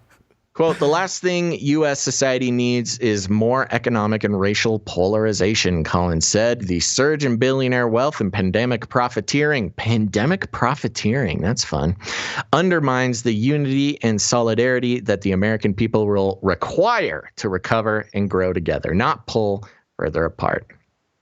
And the article is just more talking about how evil these billionaires are, which I think we get the point. We get the point, and I did some math, and I always like to do this to put it into context about how much money this actually is. And I actually did this the other day with the $6 trillion that we printed, and I was going to get to it later on. I'll mention it here real briefly. Basically, ever since the year Jesus rose from the dead, if you print, just consider making $8 million a day from the year Jesus rose around 33 AD to today. It doesn't add up. It doesn't even, it's 200 billion short of 6 trillion. That's how much money that is. That's crazy. And I actually did the math for the 583 billion here for this article. Just think about, okay, these guys got $583 billion richer just, during this year for the whole Ronas. That same time period from Jesus' resurrection, roughly around the year 33 AD to the year 2020, you'd have to print or make $800,000 a day since Jesus ascended to match that amount. That's ridiculous. Yeah, that's insanity. That's the thing to remember that here. A trillion is, your mind can't even fully comprehend the number of 1 trillion. It's one with 12 zeros behind it. I mean, yes, we can. You can look at it, but you can't really. We can comprehend the mathematical symbol for a trillion. Right. But if you try to, you've got about, I think it was, you've got about 1 trillion cells that make up your body. Yeah. And you look at your body and you can't pick out any single cell. They're of course microscopic. So if you want to try your hardest to imagine 1 trillion things, it's your body, but break it down into its individual cellular components, which is crazy. You just can't imagine. It's too big. Too big. All right. What else you got, Gons? We have another. Well, I was gonna maybe skip this story, but we'll just do it anyway. This is this is another Four Horsemen. The Four Horsemen of the Technocalypse. Anytime you see the Four Horsemen, it's something special. These guys have been busy. TheMercuryNews.com. Facebook takes down Trump's Antifa ads for violating our policy against organized hate, which is in quotes there. There's a flattering picture of Mr. Cyborg Zuckerberg. And the article states, Facebook on Thursday said it had take action. What? Is this another typo? Facebook on Thursday said it had take action against ads run by President Trump. I think it's taken, right? The proper grammar. Sure. Anyway, sorry, more grammar mistakes. Against ads run by President Trump's re-election campaign for breaching its policies on hate. The ads, which attacked what the Trump campaign described as dangerous mobs of far-left groups, featured an upside-down triangle. The Anti-Defamation League said Thursday the triangle, quote, is practically identical to that used by the Nazi regime to classify political prisoners in concentration camps. Fun. We always got made fun of for pointing out all the triangles. Now who's the one acting all crazy with triangles? Quote, we remove these posts and ads for violating our policy against organized hate. Our policy prohibits using a banned hate group's symbol to identify political prisoners without the context that condemns or discusses the symbol, Andy Stone, a Facebook spokesperson, told CNN Business. The ads targeted the far-left group Antifa, calling on Trump supporters to back the president's call to designate the group a terrorist organization. Responding to criticism of the ad earlier Thursday, the Trump campaign claimed the red triangle was, quote, a symbol widely used by Antifa. The story is developing. Ooh, so there you go. Developing story. More. Remember, for the last few weeks, it seemed like Zuckerberg was kind of in with, kind of snuggling up to Trump and sort of making it seem like, oh, I'm neutral. We're neutral here. Yeah, because he was, Trump was pulling all of his his executive orders to take away the freedoms of these big corporations, the social medias. So it's almost like these guys have to virtue signal to each other to make it seem, hey, we're still against that's absolutely Trump. What it is. Yeah. I mean, this is a proxy war move. Yeah. You sign you threaten my business, I threaten your election. It's a back and forth. It's a proxy war. Yeah. So that's not surprising. Of course, Trump wages all sorts of proxy wars. He does. But you gotta love it. When two powerful men just keep tearing each other down. But it's just hilarious that it's just an upside down triangle. Symbols are really how you interpret them, and, they're referencing it. The thing is, they used it in a way that was like, "Hey, this is bad." Maybe, and I guess Facebook was trying to say, "Hey, you're going after a group of people that's trying to be anti-fascist and labeling them fascist or whatever." But yeah. Anyway, if anybody cares to look at the symbol there, I have it pulled up. Okay. It's literally a square with an upside down red triangle. Classic move. All right, let's finish out our 4 horsemen of the Technocalypse segment. We're not going to leave you out, Elon. The 4 horsemen of the Technocalypse. Anytime you see the 4 horsemen, it's something special. This might be my favorite article of the day. I know. This is from gritdaily.com. The article is titled, How to Have Digital Swag or Digital Moves Like Jagger. A Gen X relative recently said, this is, it's sort of written as an opinion piece here. First-person opinion piece. Yeah. A Gen X relative recently sent me an article on Elon Musk's Neuralink product. As we know, that's the brain-computer interface product that Elon has been working on for a while now, that allows the brain to control computers using just thoughts. He said the product had moves like Jagger. I responded with a distinctively unhip, and rushed to look up the meaning of moves like Jagger. Urban Dictionary wasn't much help. It said the term was another way of expressing something that had swag. Okay, next lookup. What's swag? For the more urban, linguistically challenged folks out there, swag means cool. Okay, got it. Back to the point. The Neuralink product would replace a small part of your skull with a chip about an inch in diameter, which would control electrodes placed on neurons in the brain. That would allow electrodes to stimulate neurons to mimic the function of the brain. This would be used initially to overcome brain injury and trauma-related problems. Longer term, though, there are a variety of possibilities, including downloading languages directly into the brain. This brain-computer interface certainly has the moves like Jagger. I don't know if they get to it in this, but Moves Like Jagger was a song that came out when I was in college and just stuck around. Well, Elon is certainly on a roll these days, isn't he? Between the amazing run of Tesla, the recent successful launch of SpaceX's Crew Dragon spacecraft carrying NASA astronauts, and a handful of other equally mind-blowing ventures on the side, not to mention a brand new baby boy. What's his name? Ash Archangel. Yep. Elon's unpredictable star is suddenly once again on the rise, which brings me to my main topic. What would it take for us to have digital swag? Could we develop a few Musk-like skills so we have at least a few minor moves like Jagger? Okay, this is starting to annoy me, the use of this, but here we go. But should we have Elon-like moves? Elon is my #1 admired person for disruptive innovation, but to be honest, even if I could innovate like him, I can't. I'm not sure that I would. Elon is one of the best examples in the world of a trailblazer in every sense of the word. His brand of innovation is to conjure something into existence from the dark void of oblivion. That's pretty occultic there, Elon. Seriously. Good stuff, Elon. You need help with your alchemy or your philosopher's stone? Or, as Peter Thiel, not on my list of heroes, calls it going 0 to 1. This is sexy, but extremely difficult to do. The other types of disruptive innovation is 1 to N, taking something that works and making it great, i.e. think creating iPod from MP3 players. This is the financially safer approach. You can still create disruptive products with this approach, but with more predictability. There's a good reason why there's only one Elon Musk.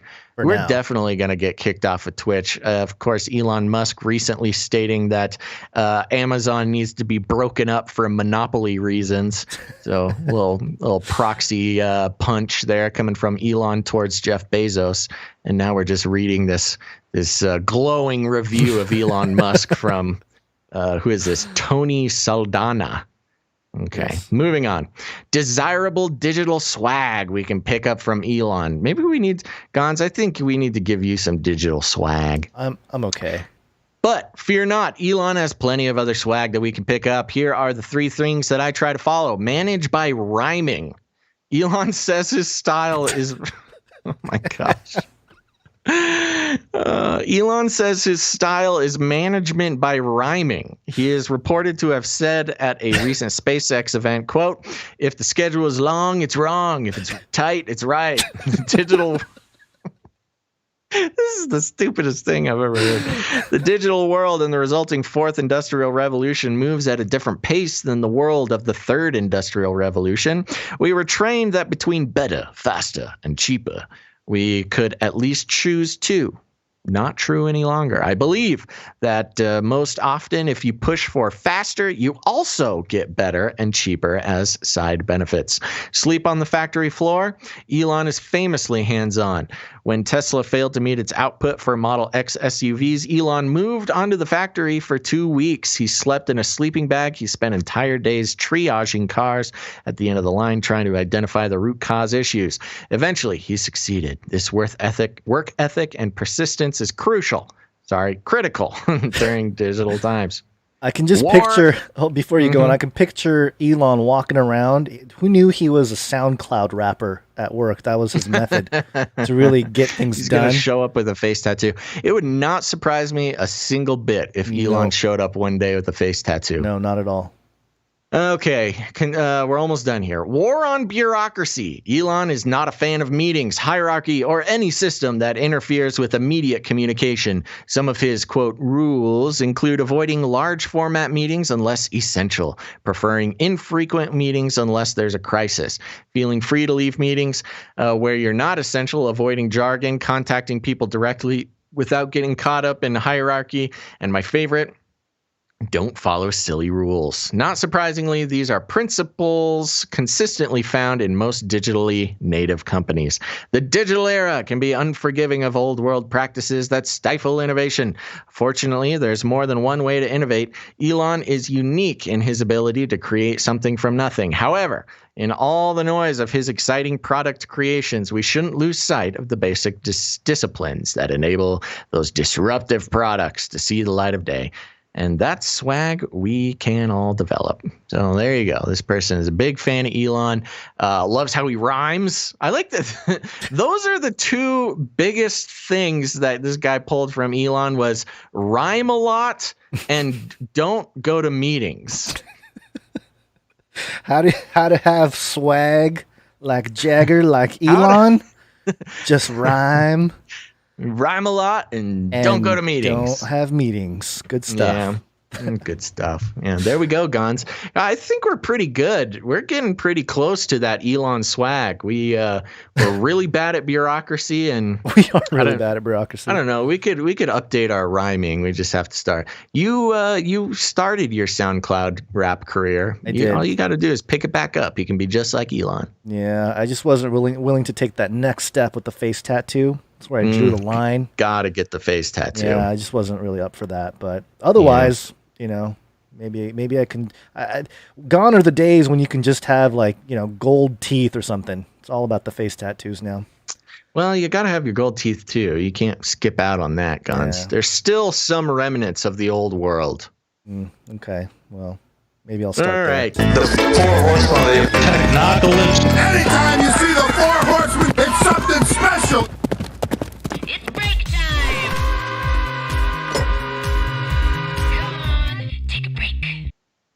That's right. Time to take a quick break. Don't go anywhere, because after the break, we're going to be talking. We got a whole segment on some financial stuff going on, some currency. And trust me, it's not cryptocurrency this time. You're going to want to stick around, because this is going to have a big effect on local economies all over the United States and elsewhere.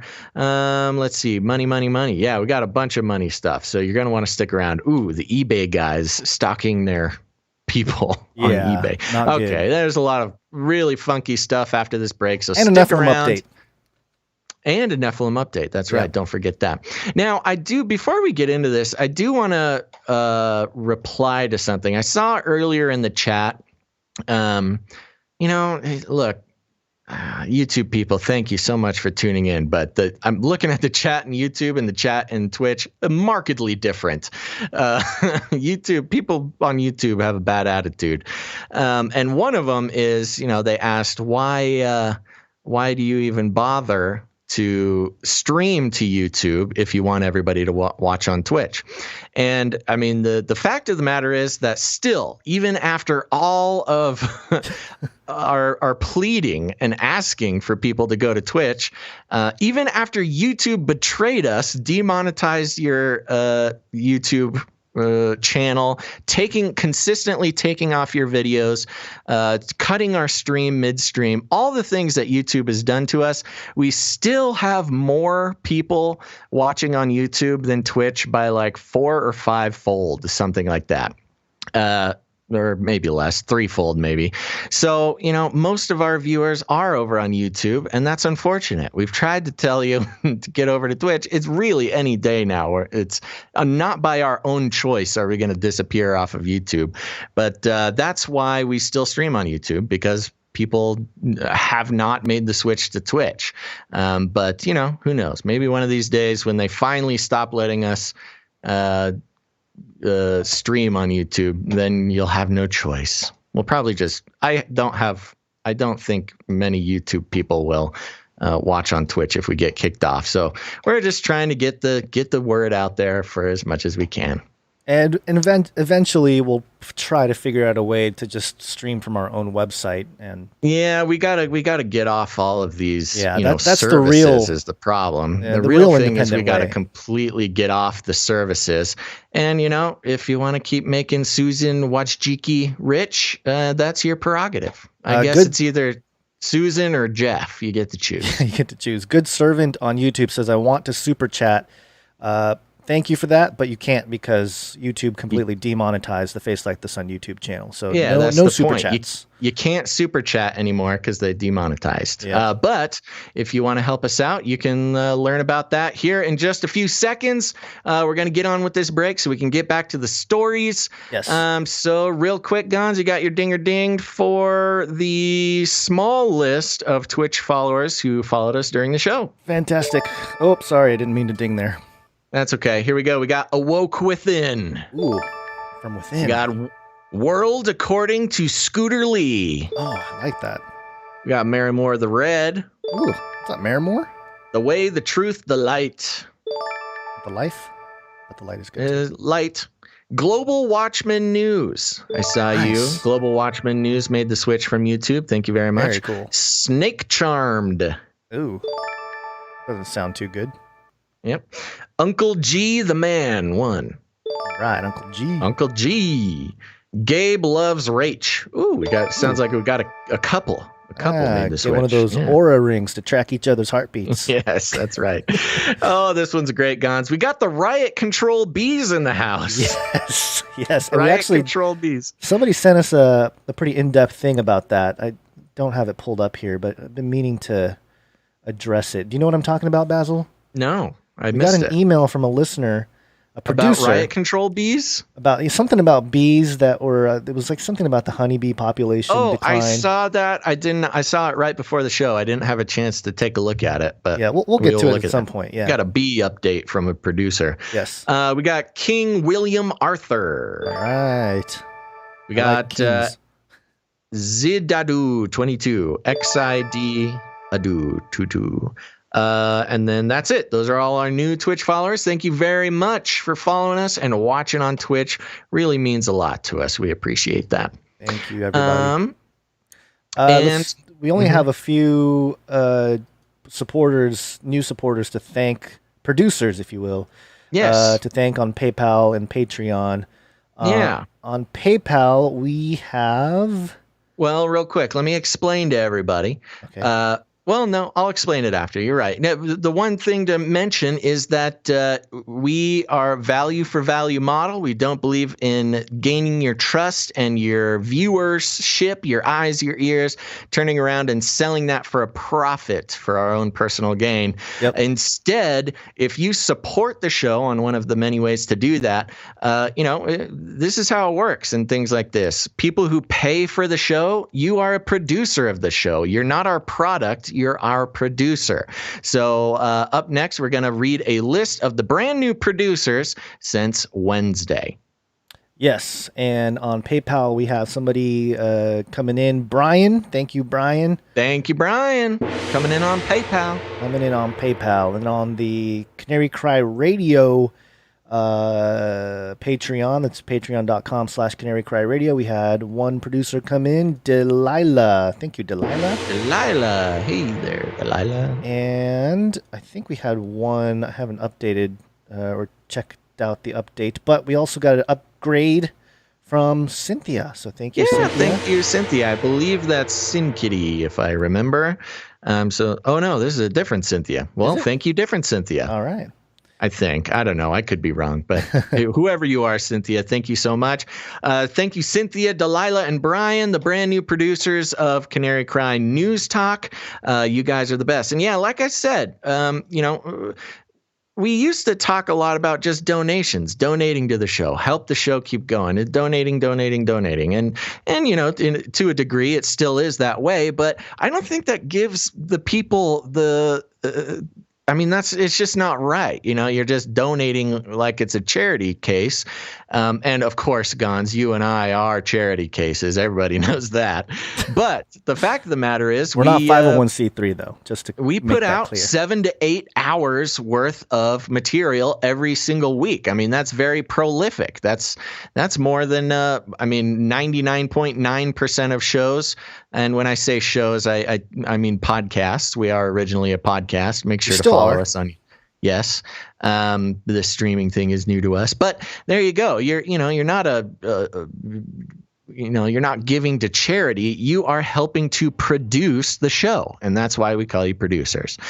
So if you want to become a producer of the show, we would appreciate that very much. We can use as many producers as possible. You can head to patreon.com/CCNT for Canary Cry News Talk. Or, if you don't like Patreon, a lot of people don't like Patreon. That's okay. You can go to canarycryradio.com/support. canarycryradio.com/support. And if you listen to last episode, you know that we have started a very exciting program. We ripped it pretty much word for word from the No Agenda show. Don't worry, we're in contact with them. We have their permission. And this is a great way to recognize long-term and high throughput producers. Now, for those who don't know, we've been doing this show we are in our 9th year of podcasting.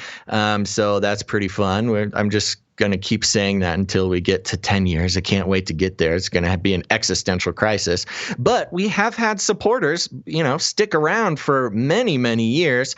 And because of that, we wanted to instigate a way to recognize producers who have supported the show, specifically in the amount of $1,000 or more. And that is through the Canary Cry Roundtable of Knights and Dames, Gonzo. And yes. We damed our first dame, the very first seat at the round table last episode. And that was Dame Island Girl Lynn. Thank you very much, Dame Island Girl Lynn. And today, Gons, I'm very excited to announce we're here tonight. We got another knight, the second seat at the round table. Ooh, who is it? I know, well, here we go. We are going to be knighting Sir Greg. Greg has supported the show for many, many years, and we went through the accounting, and he has met or exceeded $1,000 of support. So we appreciate that, Greg. And what do you think? Should we just knight him? Should we do it the old-fashioned way? Get out. Here's my sword. Hold on. Let me pull this out. There we go. You got one? Well, again, as a Japanese American, I don't do swords. I do katanas. Katana. Yes, that's very good. Okie dokie. Sir Greg, step on up to the round table for our second ever knighting. We want to call up Sir Greg. Please step forward to the Canary Cry round table where we have a seat for you. Thanks to your generous support in the amount of $1,000 or more, we are proud to announce you, Knight. You shall now be known as Sir Greg of the 5 Smooth Stones, Knight of Resilient Truth. At the Canary Cry Roundtable, where we have the belt of truthful truthiness, breastplate of righteous righteousness, custom fit Birkenstocks to carry forth the gospel of peace, the shield of ferocious faith, the helmet of substantiating salvation, the supernatural sword of the spirit, and of course, adorable samurai babies, infinitely cute kittens for cuddling, and if you're hungry, we have fancy wet food, and of course, fried unicorns. Welcome to the Canary Cry Knights and Dames Round Table, Sir Greg, 5 Smooth Stones Knight of Resilient Truth. Thank you so much. Everybody out there should thank Sir Greg of the 5 Smooth Stones for supporting the show for so very long. We are so grateful for your support. Big producer of the show. And we got a note from Greg here. He says the 5 smooth stones are from 1 Samuel 17:40 for Goliath, and then parenthetical Google, aka Alphabet, and the other 4 giants that were slain after him in 2 Samuel 21:15 through 22. I see those 5 giants that need slaying as Google, Alphabet, Facebook, Amazon, Apple, and Microsoft. I like it because David was expecting the other 4 giants to show up after he slayed Goliath. Thus, the 5 smooth stones. Of course, he could not do it alone. He needed his brothers' help to finish the other giants' unity in Christ. Thank you very much, Sir Greg, and welcome to the round table. There we go. We've got 2. We've got a knight and a dame. Amen. Oh, very fun. So there you go. And I want to remind everybody, we do have some producers who have supported us a very long time. And if you think that you have reached, if you have met or exceeded $1,000 of support over the years, please send us an email with the accounting. Our PayPal records only go back a couple of years. So send us the accounting. We'll get you at the round table. Very cool to have such long-term and generous supporters, producers of the show. Very important. We couldn't do it without these people. Yes. And I do want to mention that one other way you can support the show and become a producer is by sending us jingles. People have sent us some jingles. And the other way to do it, which is kind of fun, is through artwork. Yes. And we actually have a couple pieces of art here. One of them I had ready, and I'm trying to find who sent it because I am not finding the person who sent it to us. Do you know who it was, Basil? It was the... Talking about the big one? The big one, the cartoon one. I'm going to put it up on the screen here. And we are officially, we've made it, Basil. We're cartoon characters. I know. I was so excited when this came in. I know. It's so awesome. So there's a cartoon cover, Canary Cry Saga, bringing logic to insanity. Stop this madness before it's too late. And they drew me in I guess I'm a lifeguard.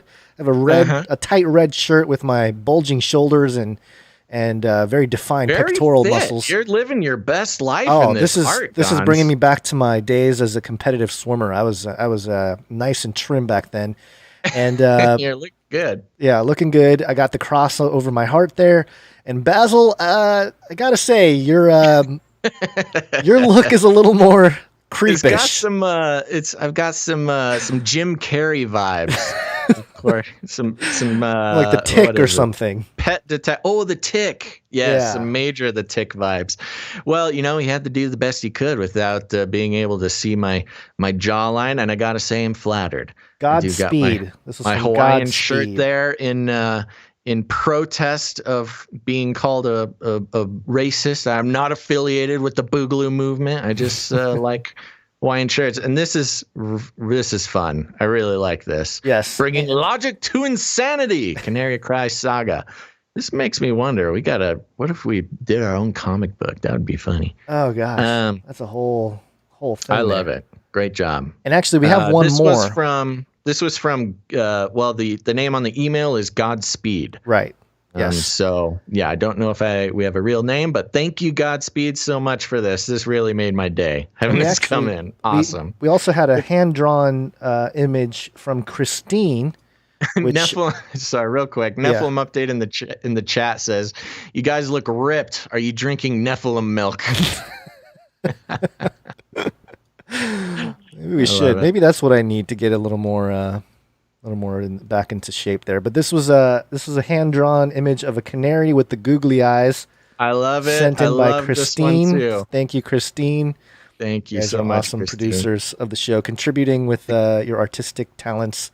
I know we had some complainers about the googly eyes again. Somebody, I don't know who it was, and it doesn't matter, said if I lost the googly eyes, then more people would watch on Twitch. I don't know how that logic works out, but I'm not falling for it. The googly eyes, they become a symbol of freedom, a symbol of resistance. I'm telling you, the googly eyes are gonna become like the V for Vendetta mask, the Guy Fawkes mask. You watch. They're gonna start showing up in Times Square. They're gonna replace all these historical statues they're tearing down with a statue of Basil. That's what they should do. Put the giant googly eyes on the statues. Yeah, so you don't have to tear them down, right? You just I'm just gonna say it right now. If people start sending me images, you can send it to canarycryradio@gmail.com. Start putting googly eyes on things that you want to protest. That'll be it. There you go.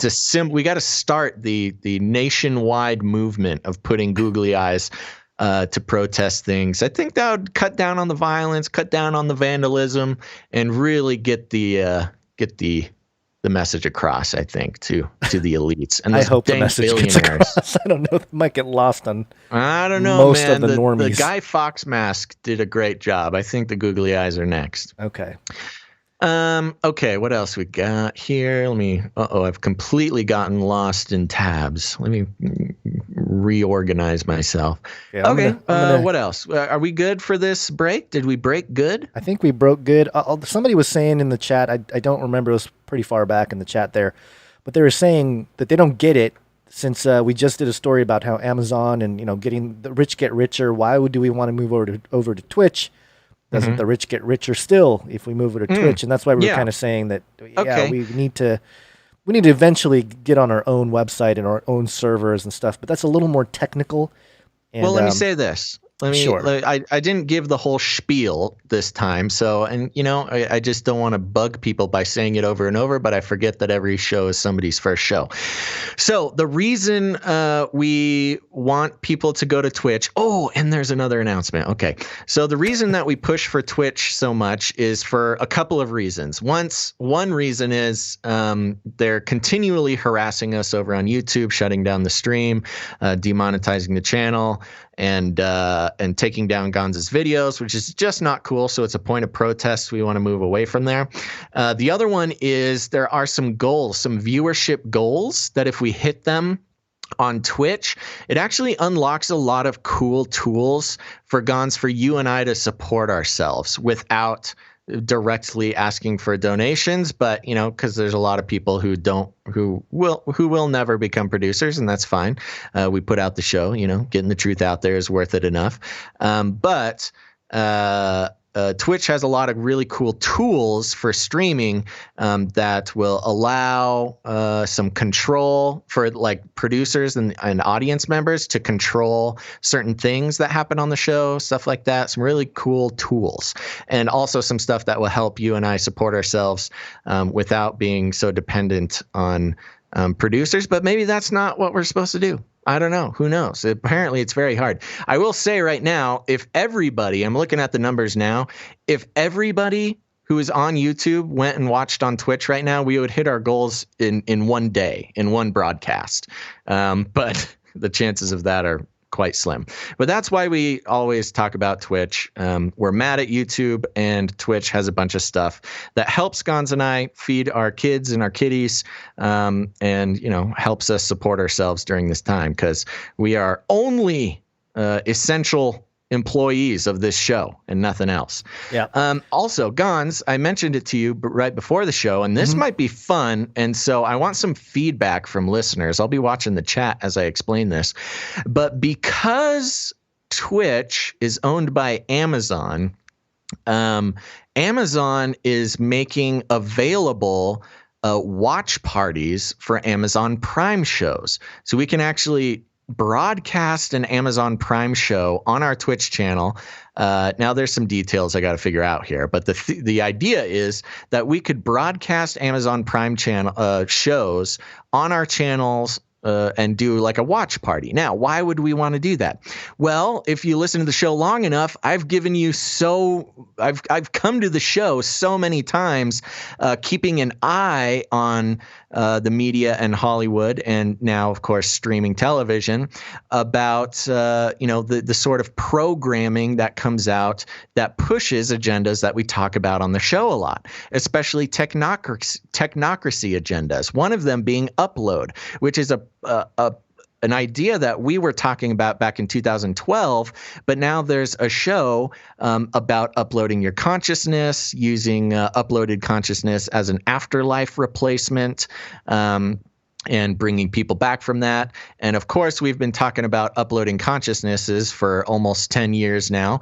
And so to see a show come out that is basically ripped from Canary Cry Radio episodes, it would be a cool opportunity to do a watch party with you and I watching this show upload and talking about it and identifying the programming notes, and how this is being used to legitimize consciousness uploading, which of course has all sorts of problems when it comes to the afterlife and heaven and salvation and things like that. And this is what's getting put out there, and it's important to be able to identify it and talk about it. And that would be a cool thing to do on Twitch, I think. Shows that come to my mind off the top of my head are Upload, which is about uploading consciousnesses, The Feed, which is about the Mercer box that we talked about, the empathy box from Do Androids Dream of Electric Sheep, and what that means for a global religion, a global consciousness, and the new age aspects of the technocratic future that we talk a lot about on the show. So The Feed would be cool to watch, as well as a bunch of other stuff. So I think that's pretty cool. So keep an eye out. I'm going to be looking into what it takes to do that. I can't guarantee it yet. It's a new feature that they're rolling out, so we'll see what we can do. But I think that would be really cool and really helpful for the listeners of the show, because we've been talking about it like crazy people for 9 years now. But now we can actually show how the programming is being presented to the people and how that's going to affect the near future when we fall into the technocracy. Yeah. Anyways. And somebody also, I like the idea. It's kind of like a mystery science theater type of situation. Oh, that's exactly right. We've been compared, especially with the googly eyes, been compared to mystery science theater. And I like it. Somebody in the chat also mentioned theta.tv. And actually, we tried to get a streaming key, and what we received was nothing. And they said... Basically, you're supposed to get on social media and like have a hashtag stream keys, please, and all this kind of stuff. Nothing yet, but yeah, sure. We were trying to get on theta.tv as well, because it's the next thing, Do you know about Theta, Basil? I only know from what you told me. Okay. I think they're going to... But there you go. Every new platform that comes out is trying to do it better. And so we are open to doing it better. Of course, if there's any IT professionals out there who would be able to help us set up our own live stream on our own website without having to rely on microservices, I would really love to hear from you.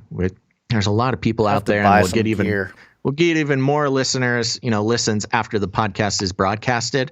And if you're an IT person, a tech person, web design person, coder, and you'd be able to help us do that, we would love to have a backup that is not reliant on billionaire services. Yes. So you can email us at canarycryradio@gmail.com. All right, let's get into it. The last segment of the show here. Last segment. Let's get back to it. $100 billion. I don't have any money.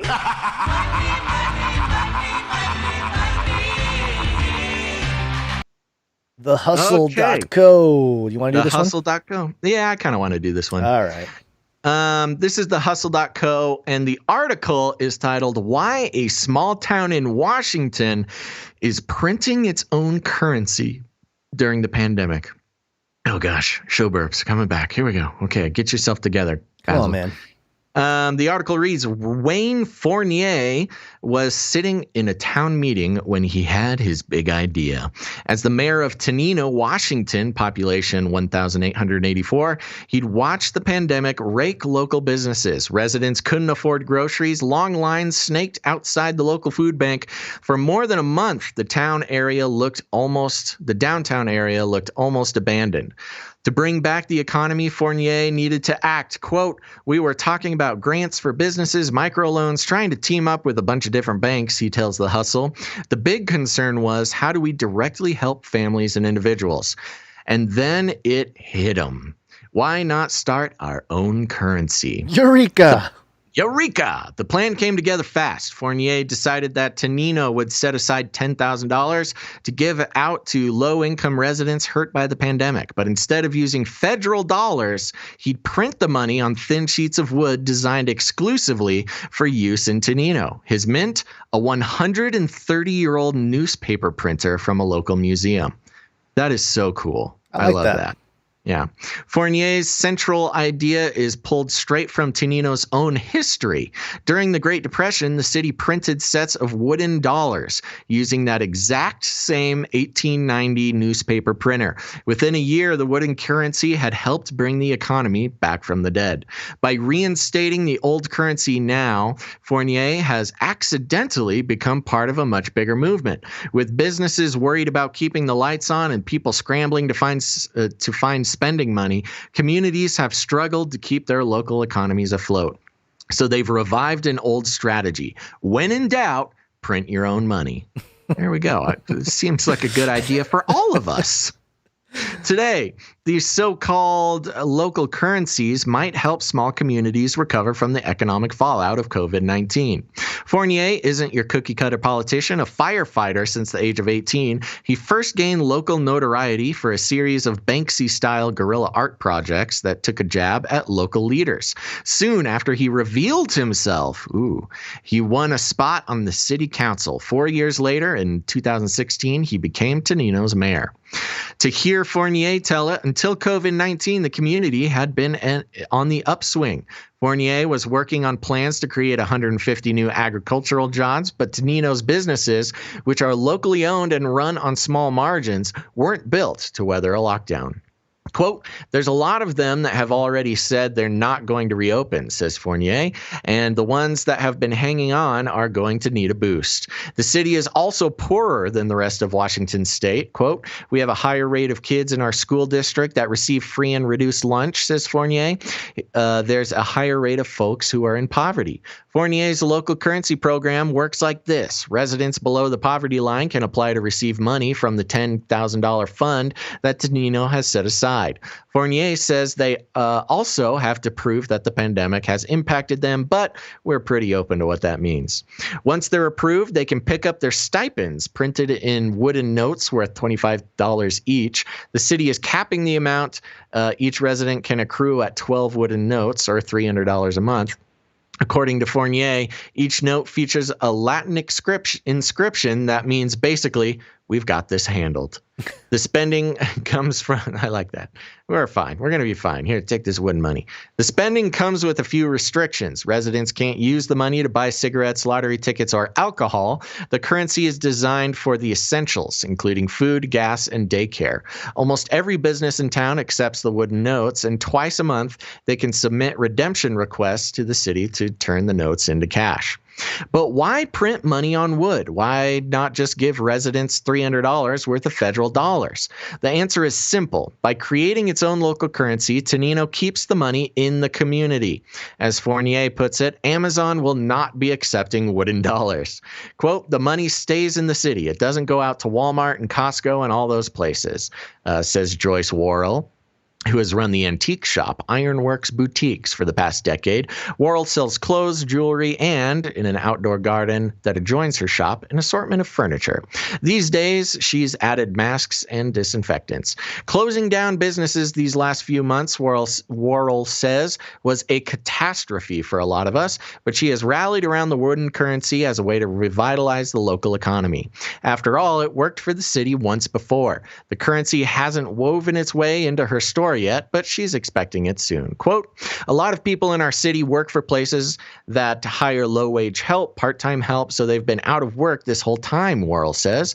This shows that we're doing something as a community to really step in and help. In Tonino, wooden currency goes way back. Originally home to the Nisqually tribe, outside settlers first arrived in Tonino in 1851 when a gold rusher from Maine established a farm alongside the nearby Scatter Creek. In 1872, the Northern Pacific Railroad added a new station in Tonino, and for a time, the city was the northernmost stop on the West Coast.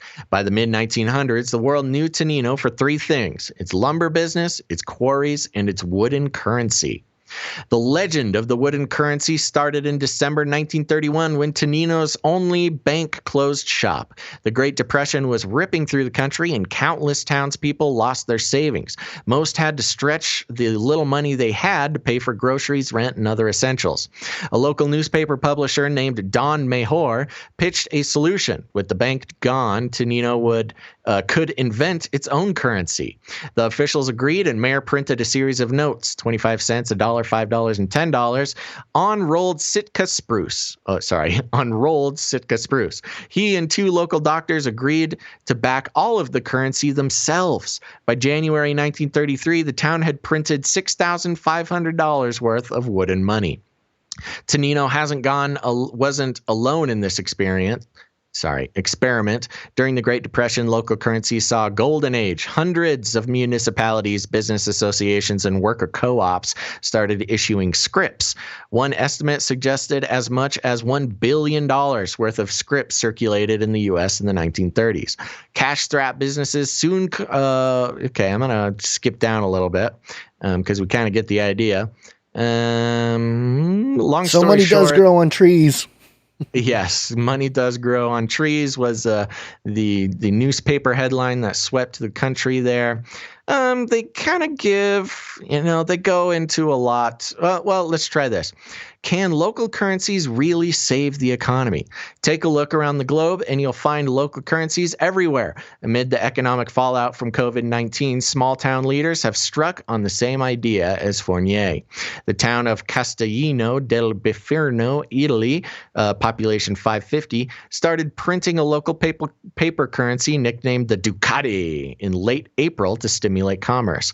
Mexico's Santa Maria Jajalpa sent out about $2,000 worth of local currency called Jajal pesos to help poor residents buy vegetables, chicken, and tortillas.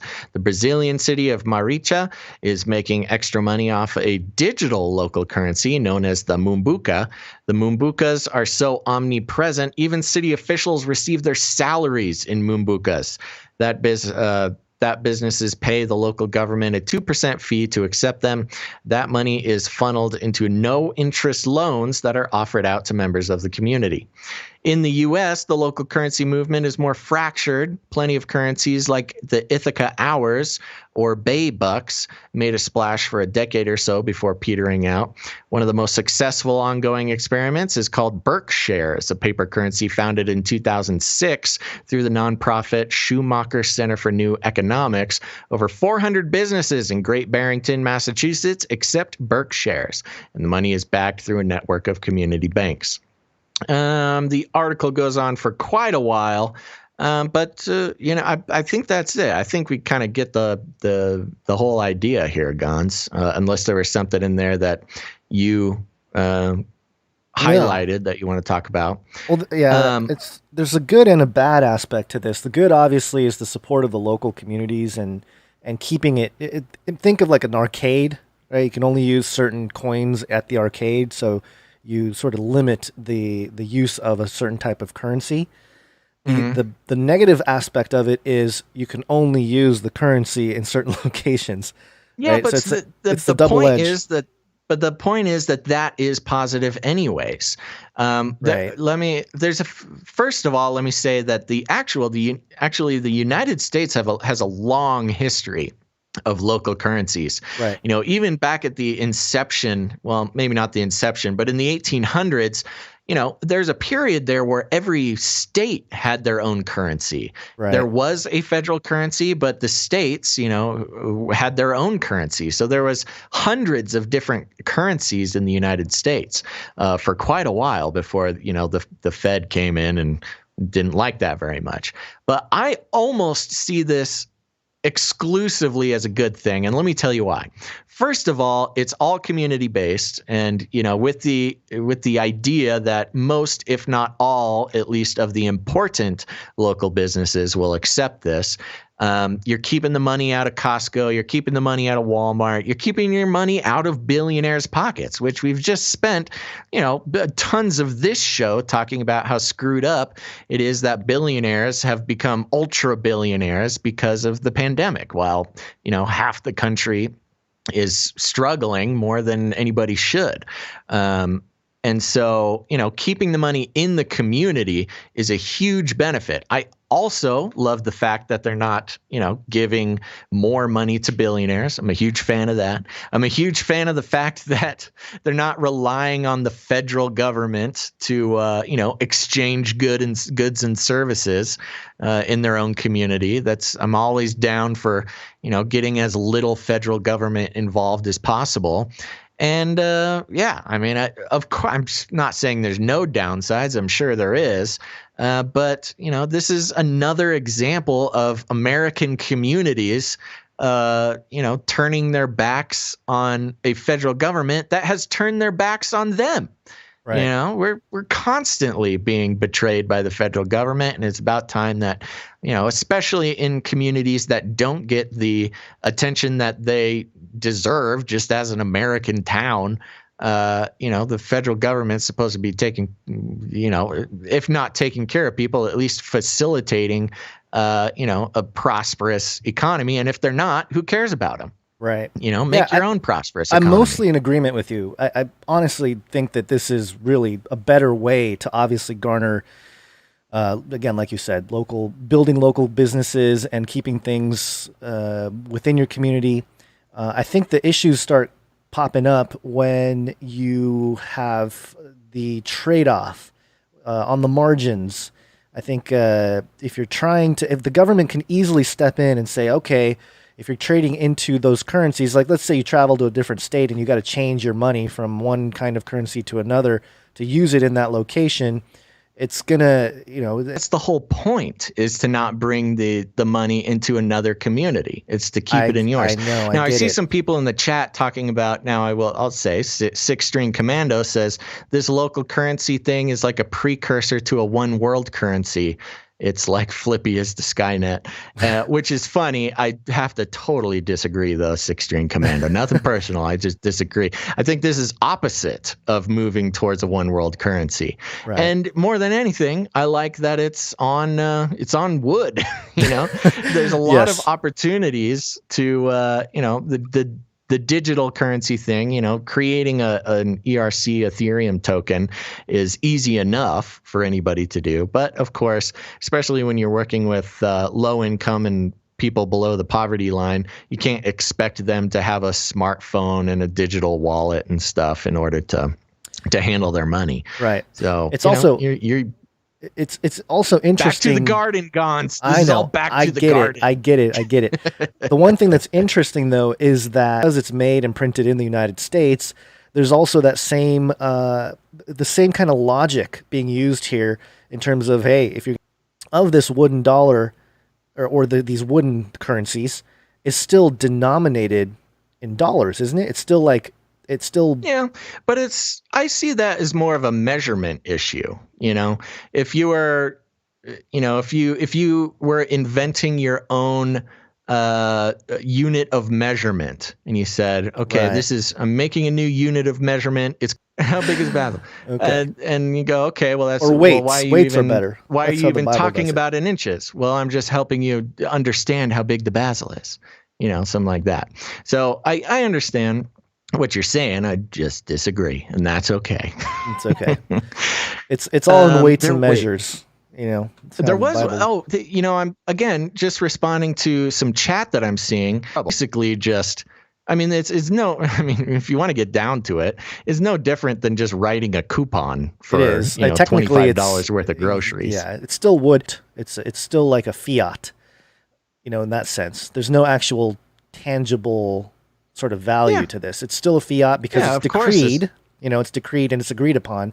So it's good in the sense that it limits who can use it, and you can limit what communities get to use it and stuff like that. So I guess I'm in agreement with you on that part. I just think that if it all goes to hell in a handbasket, a little piece of wooden thing is not necessarily, just like the U.S. paper dollar is not going to really get you anything.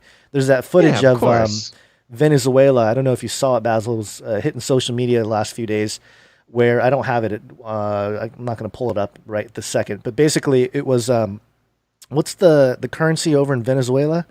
I forget what it's called. But basically, they were dumping the digital one, or no, the paper money. I think they're some sort of peso. I think it's inflated so much that they were just dumping it off of the back of this truck, and the kids were just playing in it. It's kind of like, oh yeah, well, Venezuela is a very special case. I get it, but it's just one of those things where you got to remember that there's money it is kind of like magic. It really is, because you have this agreement upon all the people that use it. It's a medium of exchange, right? Yeah, we did a whole Canary Cry Radio episode on it. Yeah. Everybody go to canarycryradio.com and find who was that we interviewed? I forget, but it was a money-based interview, and it was very important. But the fact of the matter is that this is not a currency to get rich on. It's not a currency for every individual. This is a currency to help out people who don't have help, who don't have jobs, who don't have the money, and I think who are just trying to survive. Yeah, I think it's fantastic for a population of 1,800. That's perfect almost. And the bigger you get, the other part is like, what if one guy hoards all of it? What happens then? I know they said they limited the issuance, but I don't think it works like that. I know, but what if one guy is just... businesses need their dollars to pay the bank. So the way that it's set up is if you're below the poverty line, you go to the mayoral office or whatever, however they're doing it. You get your little stipend, you get your money, you go to the general store, you spend your $25 dollar or your wooden buck or whatever, and then that business can turn it back in to get dollars to pay for their bills. So it's only relegated for people who are below the poverty line to get help. That's the only thing that it's used for. Makes sense. I like it. I like it. I think we should all just have our own currencies these for our local children. Currencies, man. I like it. And if you haven't done yet, look into it. Look into the history of local currencies in the United States. Actually, I've got it pulled up right here on the wiki. Early American currency. And every state had their own currency. Towns would all have their own currencies. And this federal money that was getting pushed on them by the bigwigs in Washington was only used for very special things. It's a good way to teach your kids, maybe too, if you have your own family currency. You got to eat dinner every day. Got to pay up. Got to do some work. Got to There you go. Instead of dollars, you give them money that only works within your household. Yeah, you get chore bucks. Chore bucks. There you go. That's a whole thing we can come up with, Basil. Teach your kids economics. Yeah. Oh my gosh. All right. Yep. All right. There you go.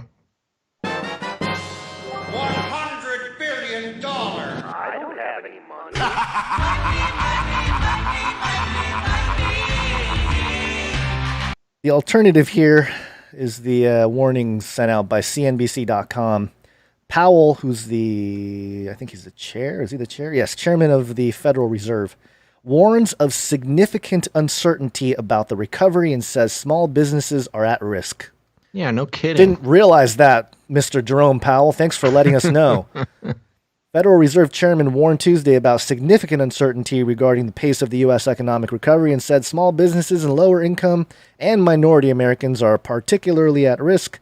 During the first day of his semi-annual testimony before Congress, Powell told the Senate Banking Committee that while some indicators have shown improvement, There's still a long way to go as the economy regains its footing from the coronavirus pandemic. Quote, the levels of output and employment remain far below their pre-pandemic levels, and significant uncertainty remains about the timing and strength of the recovery. We get it. It's not a good time for small businesses. And really, what's particularly frustrating about this is I think Mnuchin just recently announced that they're going to print another, I can't remember how much it was, $700 billion or something like that. And they claim that it was going to be for small businesses, but they wouldn't make public which businesses they're actually funneling that money to. And from what I understand, there's actually some people in Congress that were receiving that money firsthand. So, not good. Not good. Like, small family businesses that are related to people in Congress. Excuse me. But so not a good situation. And at the same time, I'm going to fly through this because we got another story here based on money. $100 billion. I don't have any money.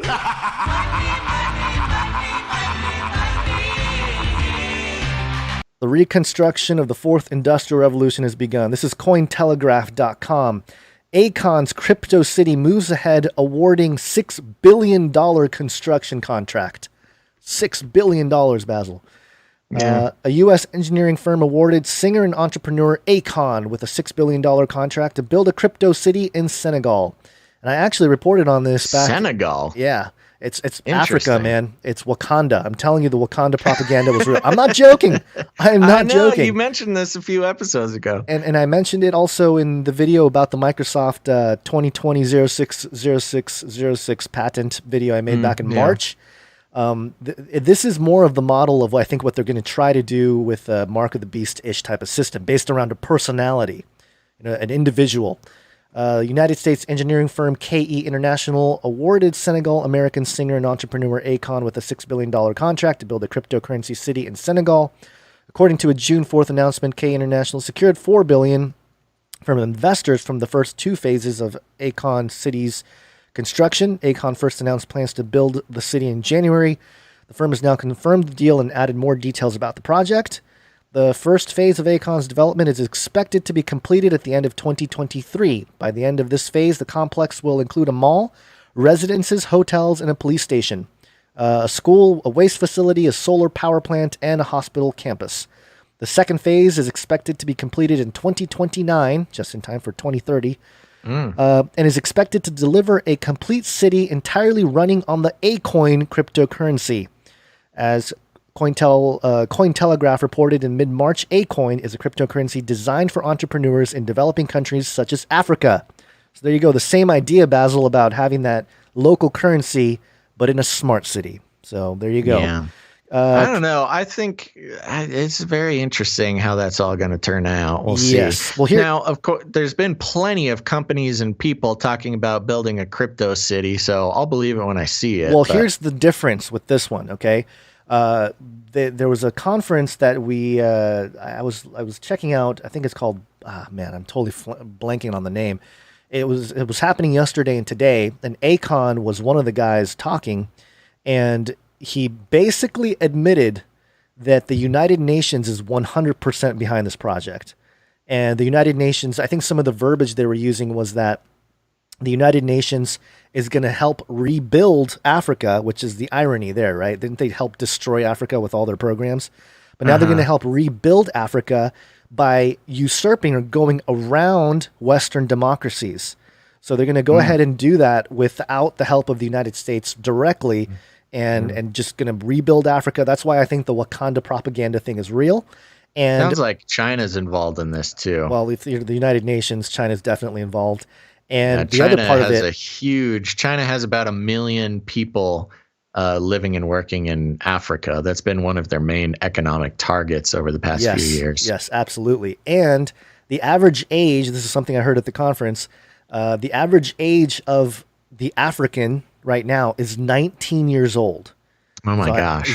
So I think they're really targeting Africa to rebuild and all this kind of stuff because the big economic boom is going to happen in Africa, which I've always stated that this is very prophetic in a sense, because if you look at Daniel, the prophecies in Daniel chapter 11, Africa's a powerhouse, that surrounds Israel and stuff. So maybe this is And that's heading why more it's in that been direction. so in so much trouble and been exploited for so long. Yeah. I mean, the natural resources in Africa, I forget what the actual numbers are, but the natural resources in Africa, pretty much across the board, are something equal to some multiplication of the rest of the world combined. Yeah.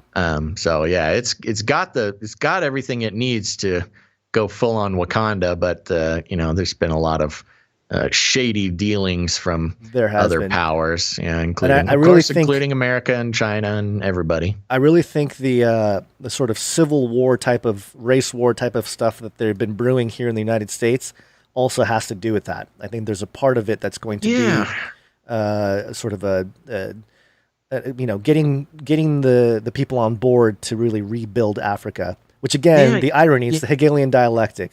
Destroy the whole nation, strip it of all of its resources, and rebuild, then come back in and help rebuild it. It's just the same pattern over and over.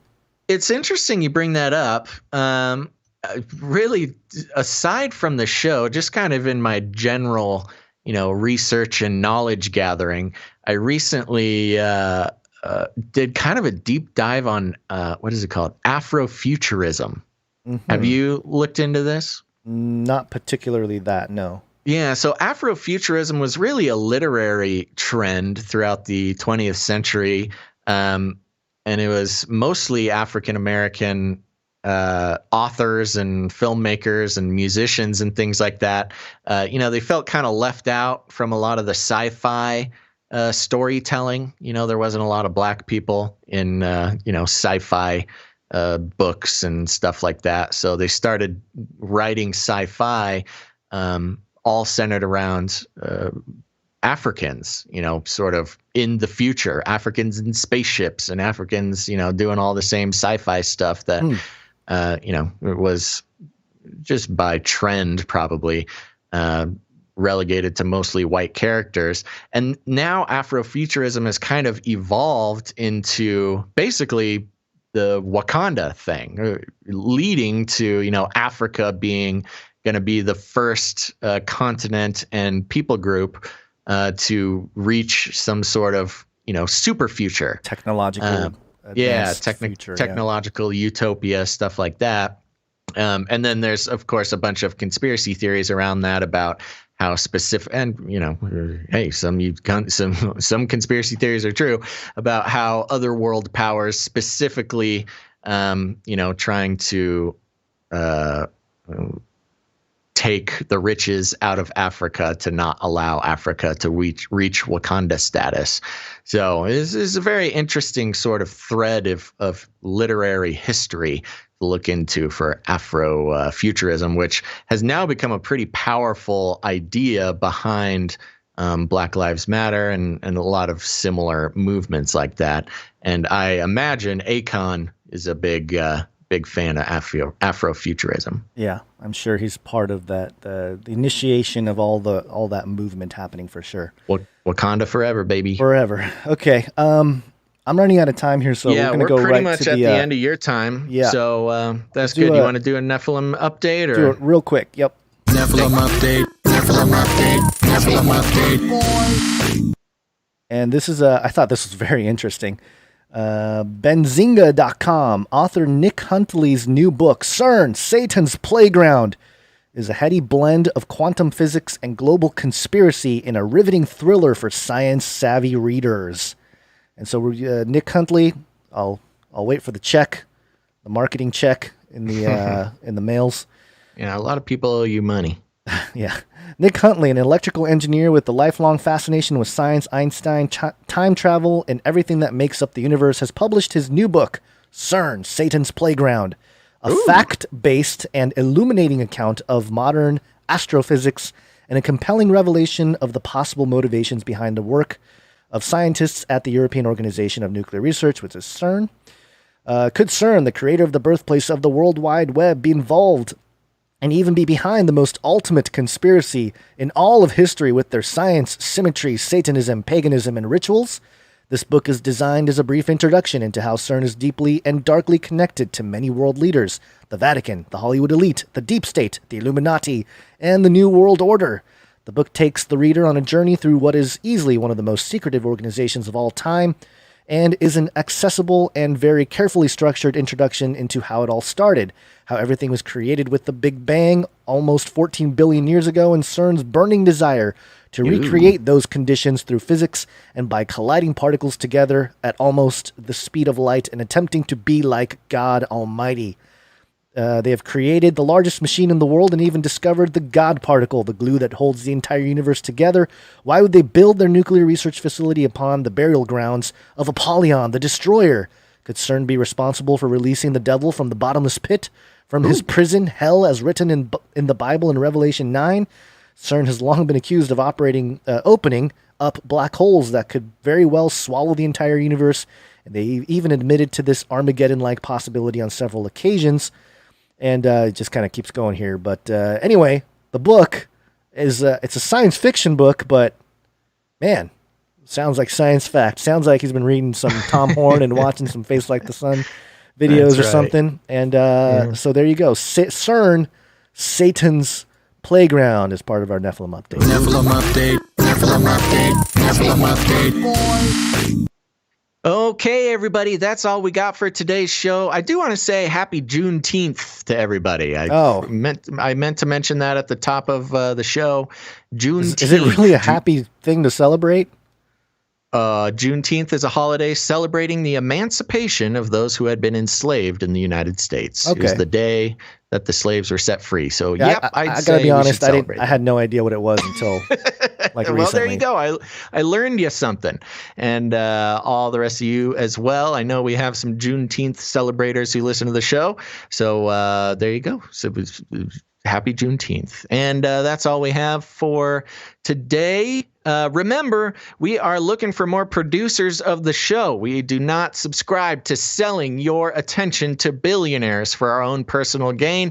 We believe that's what's wrong with the world today. So we need you to come on and help us produce the show. You can do that at patreon.com/CCNT. You can also do that at canarycryradio.com/support. canarycryradio.com/support.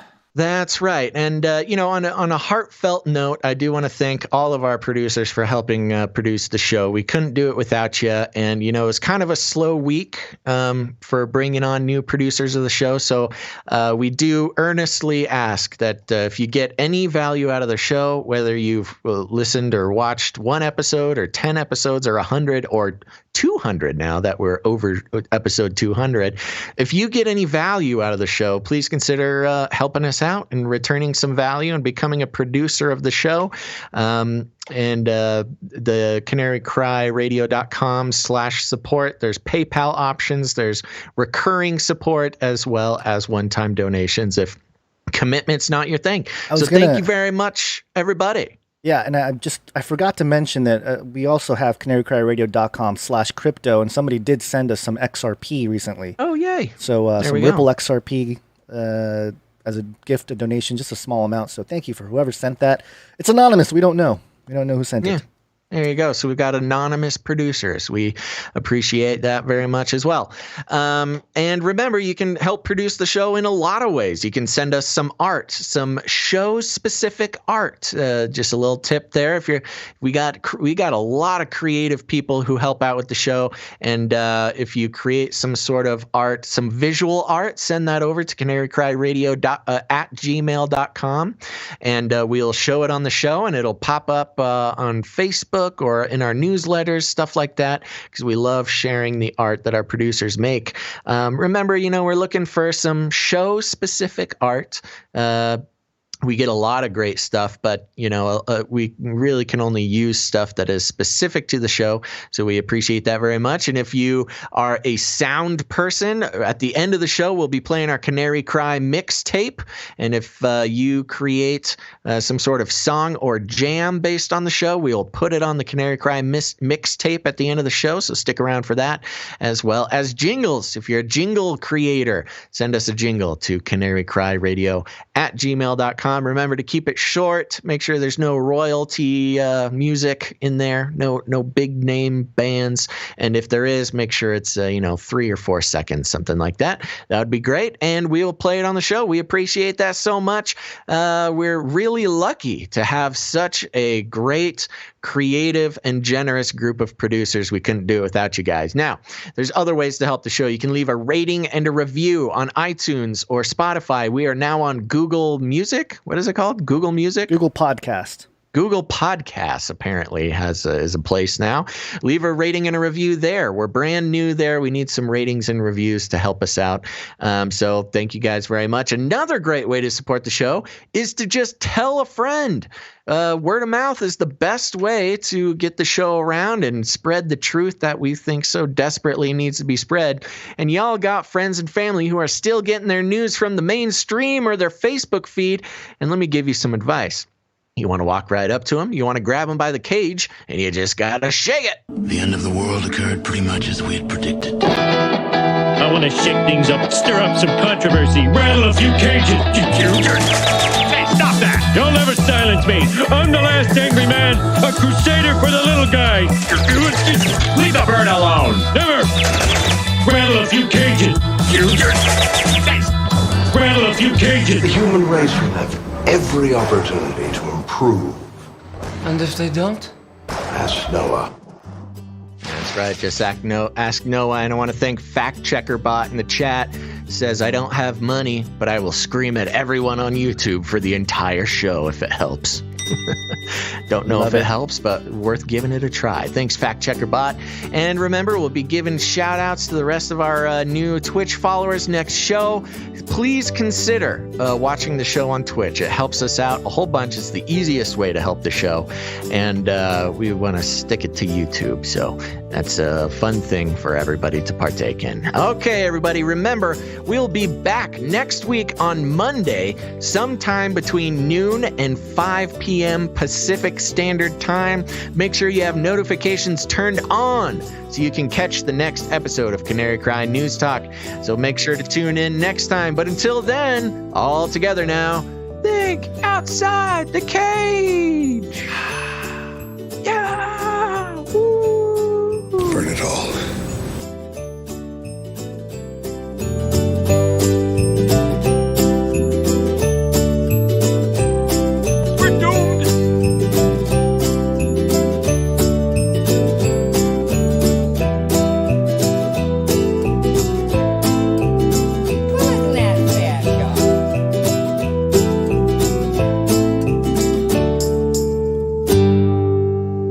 Shake things up, shake things up.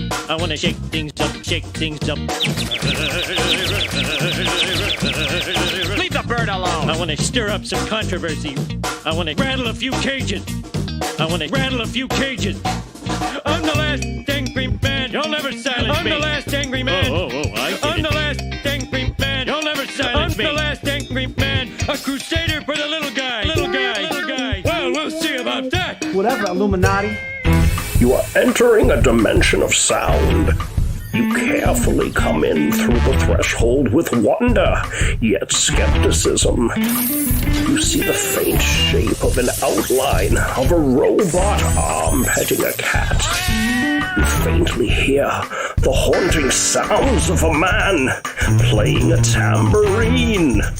The sound augments into two men playing with a soundboard. You're listening to Canary Cry News Talk. Stay a while and listen. And now, where Nephilim news meets biblical views, you'll find broken memes and shattered dreams. Give it up for Basil and Gaz.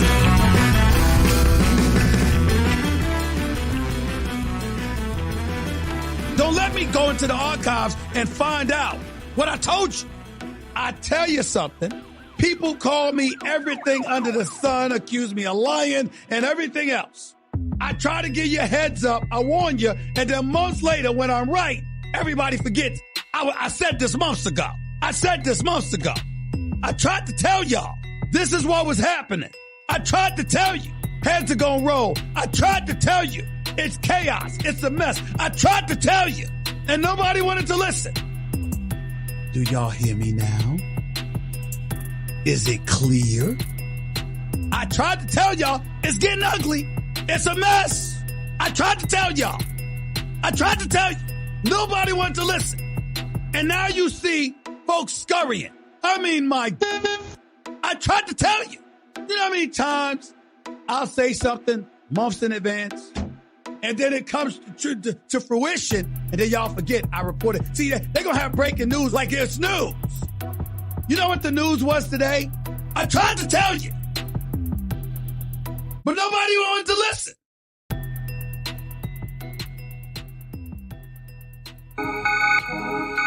In the future, humans will be confined in a people's zoo. People, I'll keep you safe and warm in my people's zoo.